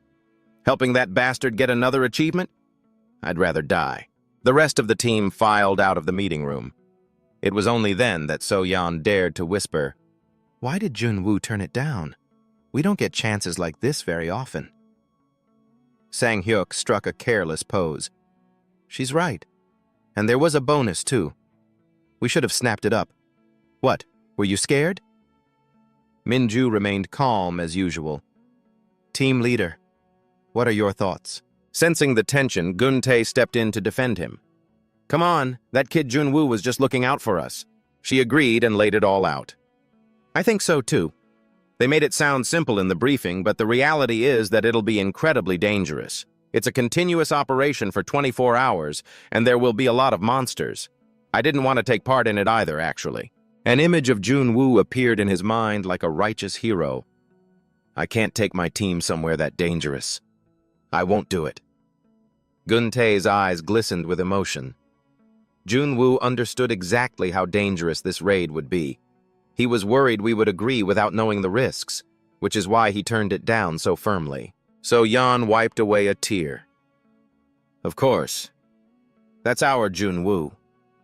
Even Sang-hyuk sniffled. That guy always has to make people misunderstand him. I seriously thought he refused just because he didn't want to. A moment later, Guntae let out a hearty laugh. Right. I understand how Junwoo feels. It's a pity, but our team won't be joining this one. Minju, who had been silent, suddenly spoke up. I will also be withdrawing. This made So-yeon frantic. Why? You can't do that? You're the leader of this project. The man was also sweating bullets. That's right. If you don't participate because we're withdrawing, then... She cut Guntae off directly. No. To be honest, I didn't really want to participate anyway. I'm not good enough to be a leader yet. A rare smile appeared on Minju's face. Besides, Master said it's not good to associate with that guy. At times like these, I have to listen to my master. Who else would I listen to? His spirits, along with the others, lifted considerably. That's right. Before they knew it, the sun had set. When Soo-young found out, his face contorted as he tried to hold back his laughter. Then he couldn't hold it in any longer, and his whole body started shaking. The cleaning team is withdrawing? That Im Dong-bin, he deserves it. I should have been there to see that speechless look on his face. After calming down, he pretended to be concerned. Senior, I heard you got rejected? I told you he's not an easy person to deal with. Who does he think he is? We should have been wary of him from the start. Dong-bin's expression was incredibly foul. If you're here to cause trouble, get lost. Soo-young continued to provoke him. Can Operations Team 2 even handle this project? Even Kim Min-ju withdrew? He looked like he was about to explode. Get lost! At this, he let out a loud, exaggerated laugh. If you're thinking of starting some kind of commoners club, just give it up. I've already made 200 million recently. Unable to take it anymore, the other man slammed the table and swore. Dong-bin's voice was distorted with rage. Hey! I'll have to suck up to the director just this once. I have to write up a mandatory participation list. A mandatory participation list. He decided to push Jun-woo into a corner. A mandatory participation order for a mission assigned by the director. Failure to comply will result in a penalty or a forced resignation. At this thought, a sinister and resentful glint flashed in Dong-bin's eyes. Just you wait. A guy with zero experience in a dungeon raid dares to get angry with me? On the other side, they thought refusing would be the end of it, but a few days later, news spread that Im Dong-bin had used the mandatory participation list. Our team and Kim Min-ju were forced to join the dungeon raid. Looking at the crowd of reporters and nosy onlookers in front of them, So-yeon couldn't help but be surprised. Why are there so many people? Sang Hyuk explained, though he hadn't quite adjusted himself. A large-scale raid like this usually attracts a lot of public attention. But then he started to worry. So does that mean we'll be interviewed too? Gun-tae laughed loudly and said half-jokingly, Hey, if I had known I would have shaved. So-yeon also whined in embarrassment. I would have washed my hair if I knew. Jun-woo, however, had already noticed that something was off with Min-ju. Is that the expression an attack leader should be making? Are you nervous? The other girl's face was as pale as a sheet. Of course. It's my first time. He patted Min-ju's back a few times. Even so, you have to relax. If the hunters are nervous, the public will get anxious too. Loosen your shoulders. How are you going to raid a dungeon when you're this tense? The smile on her face was more pained than if she were crying. I'm fine. I'm the type who's bold in a real fight. But before she could finish, Jun-woo cut her off. I know. He replied with a nonchalant air, but he was actually very concerned. I'm just saying this as a precaution. Once we're in the dungeon, just focus on the attack. You don't need to worry about us. Suddenly, Min-ju's eyes lit up with anticipation. But, Master, please keep the radio on just in case. Jun-woo frowned, showing his distaste. Are you planning to ask for my help? She didn't say anything more, just stared at the person in front of her. In the end, he had to compromise. Fine. If you feel like you're really about to die, then you can call me. Min-ju's voice became much more lively. Yes. Suddenly, Gun-tae shouted enthusiastically, All right, let's do one last check. Everyone has their equipment and chemicals, right? Jun-woo immediately did a once-over. Hydrogen peroxide, liquid HCl, saline solution. 10 liters of each are all here. So-yeon was also diligently checking their supplies. Vacuum sealer and EVA compression bags, got the safety goggles, the cleaning tank has no issues either. Sang-hyuk's side also reported in. Food and water are all fully stocked. Gun-tae's voice boomed. Good. It's going to be tough, but just do what we always do and we'll be fine. There won't be any problems. Let's give a loud cheer and go. And so the whole group shouted in unison with high spirits, Let's do this! Don't lose to the operations team. Let's do our best. The nearby hunters saw this and jeered. Hey, look at them. What a bunch of crazies. What can the cleaning team even do? Just then, Dong-bin walked over. I was wondering where you were. He wore a vile smile on his face. So you were here with the cleaning team, Ms. Kim Min-ju. Then Dong-bin said something that sounded like concern, but was actually a provocation. We'll be counting on your help for this raid. Her face showed no emotion at all. Yes. I'll be in your care. Elsewhere, So-yeon whispered in a low voice, He's participating too? I thought since Minju was the team leader, he wouldn't be. Junwoo didn't seem worried at all. It's not that strange. Usually, if the squad leader participates in a raid, they also serve as the team leader. His gaze towards them was complicated. Sometimes, there are hunters with the right qualities who are made team leader. Hearing this, her eyes widened. Minju is someone like that, right? Junwoo replied decisively, yes. He was still quietly observing his subordinate over there. I admit that Kim Minju has the qualities of a team leader, but Im Dong-bin actually has another reason for not taking the position. As he glanced at that fat guy, Junwoo couldn't help but feel enraged. That bastard. He doesn't know how to command in the field because he only ever makes the battle plans. He has no experience as a squad leader and never participates in the raids. As if reading his mind, Dong-bin arrogantly lifted his chin. I'll be on site as well, so even if this is your first time as team leader, you don't have to worry. If any problems arise, just leave them to me. Minju bowed her head, avoiding his gaze. Yes, I understand. This greatly displeased him. This brat. What kind of attitude is that? Then Dong-bin ordered them around arrogantly. We'll be counting on the cleaning team's staff to help us out as well. I'm warning you all now, don't be late with the cleanup. Junwoo immediately showed that he didn't want to argue. Got it, we'll do our job. This made him even more furious. That damned bastard. Let's see how long he can keep that attitude up. Seemingly dizzy from being provoked, Dong-bin held his forehead as he gave an order. My head. Since everyone is here, let's do one more briefing. Team leader. Minju replied flatly and turned to leave. Yes. She walked over to the hunter team and said in a clear voice, everyone already knows this, but I'll announce it one more time. We will divide into 3 teams, A, B, and C, for the attack. Then Minju went over the plan again. When Team A attacks the first area, the next area will be handled by Team B, and after that, Team C. The others listened intently without a single objection. We will repeat this cycle until the raid is complete. Her voice was particularly loud. As everyone knows, the cleanup crew is also participating in this raid. They are all highly experienced, so they shouldn't be a cause for concern. But if a dangerous situation arises, then Minju boldly declared, I demand that everyone help the cleanup crew. The moment she finished speaking, both Dong-bin and the hunter team were struck dumb with shock. But she didn't seem to realize the gravity of the situation.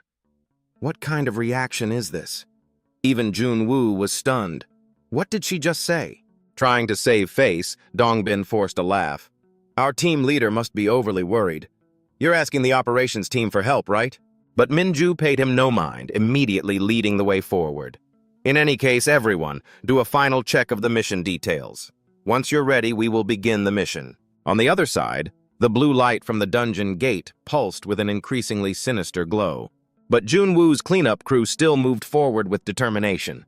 Let's get going too. Ahead, the faint silhouettes of monsters could be seen through the gate, yet no one faltered.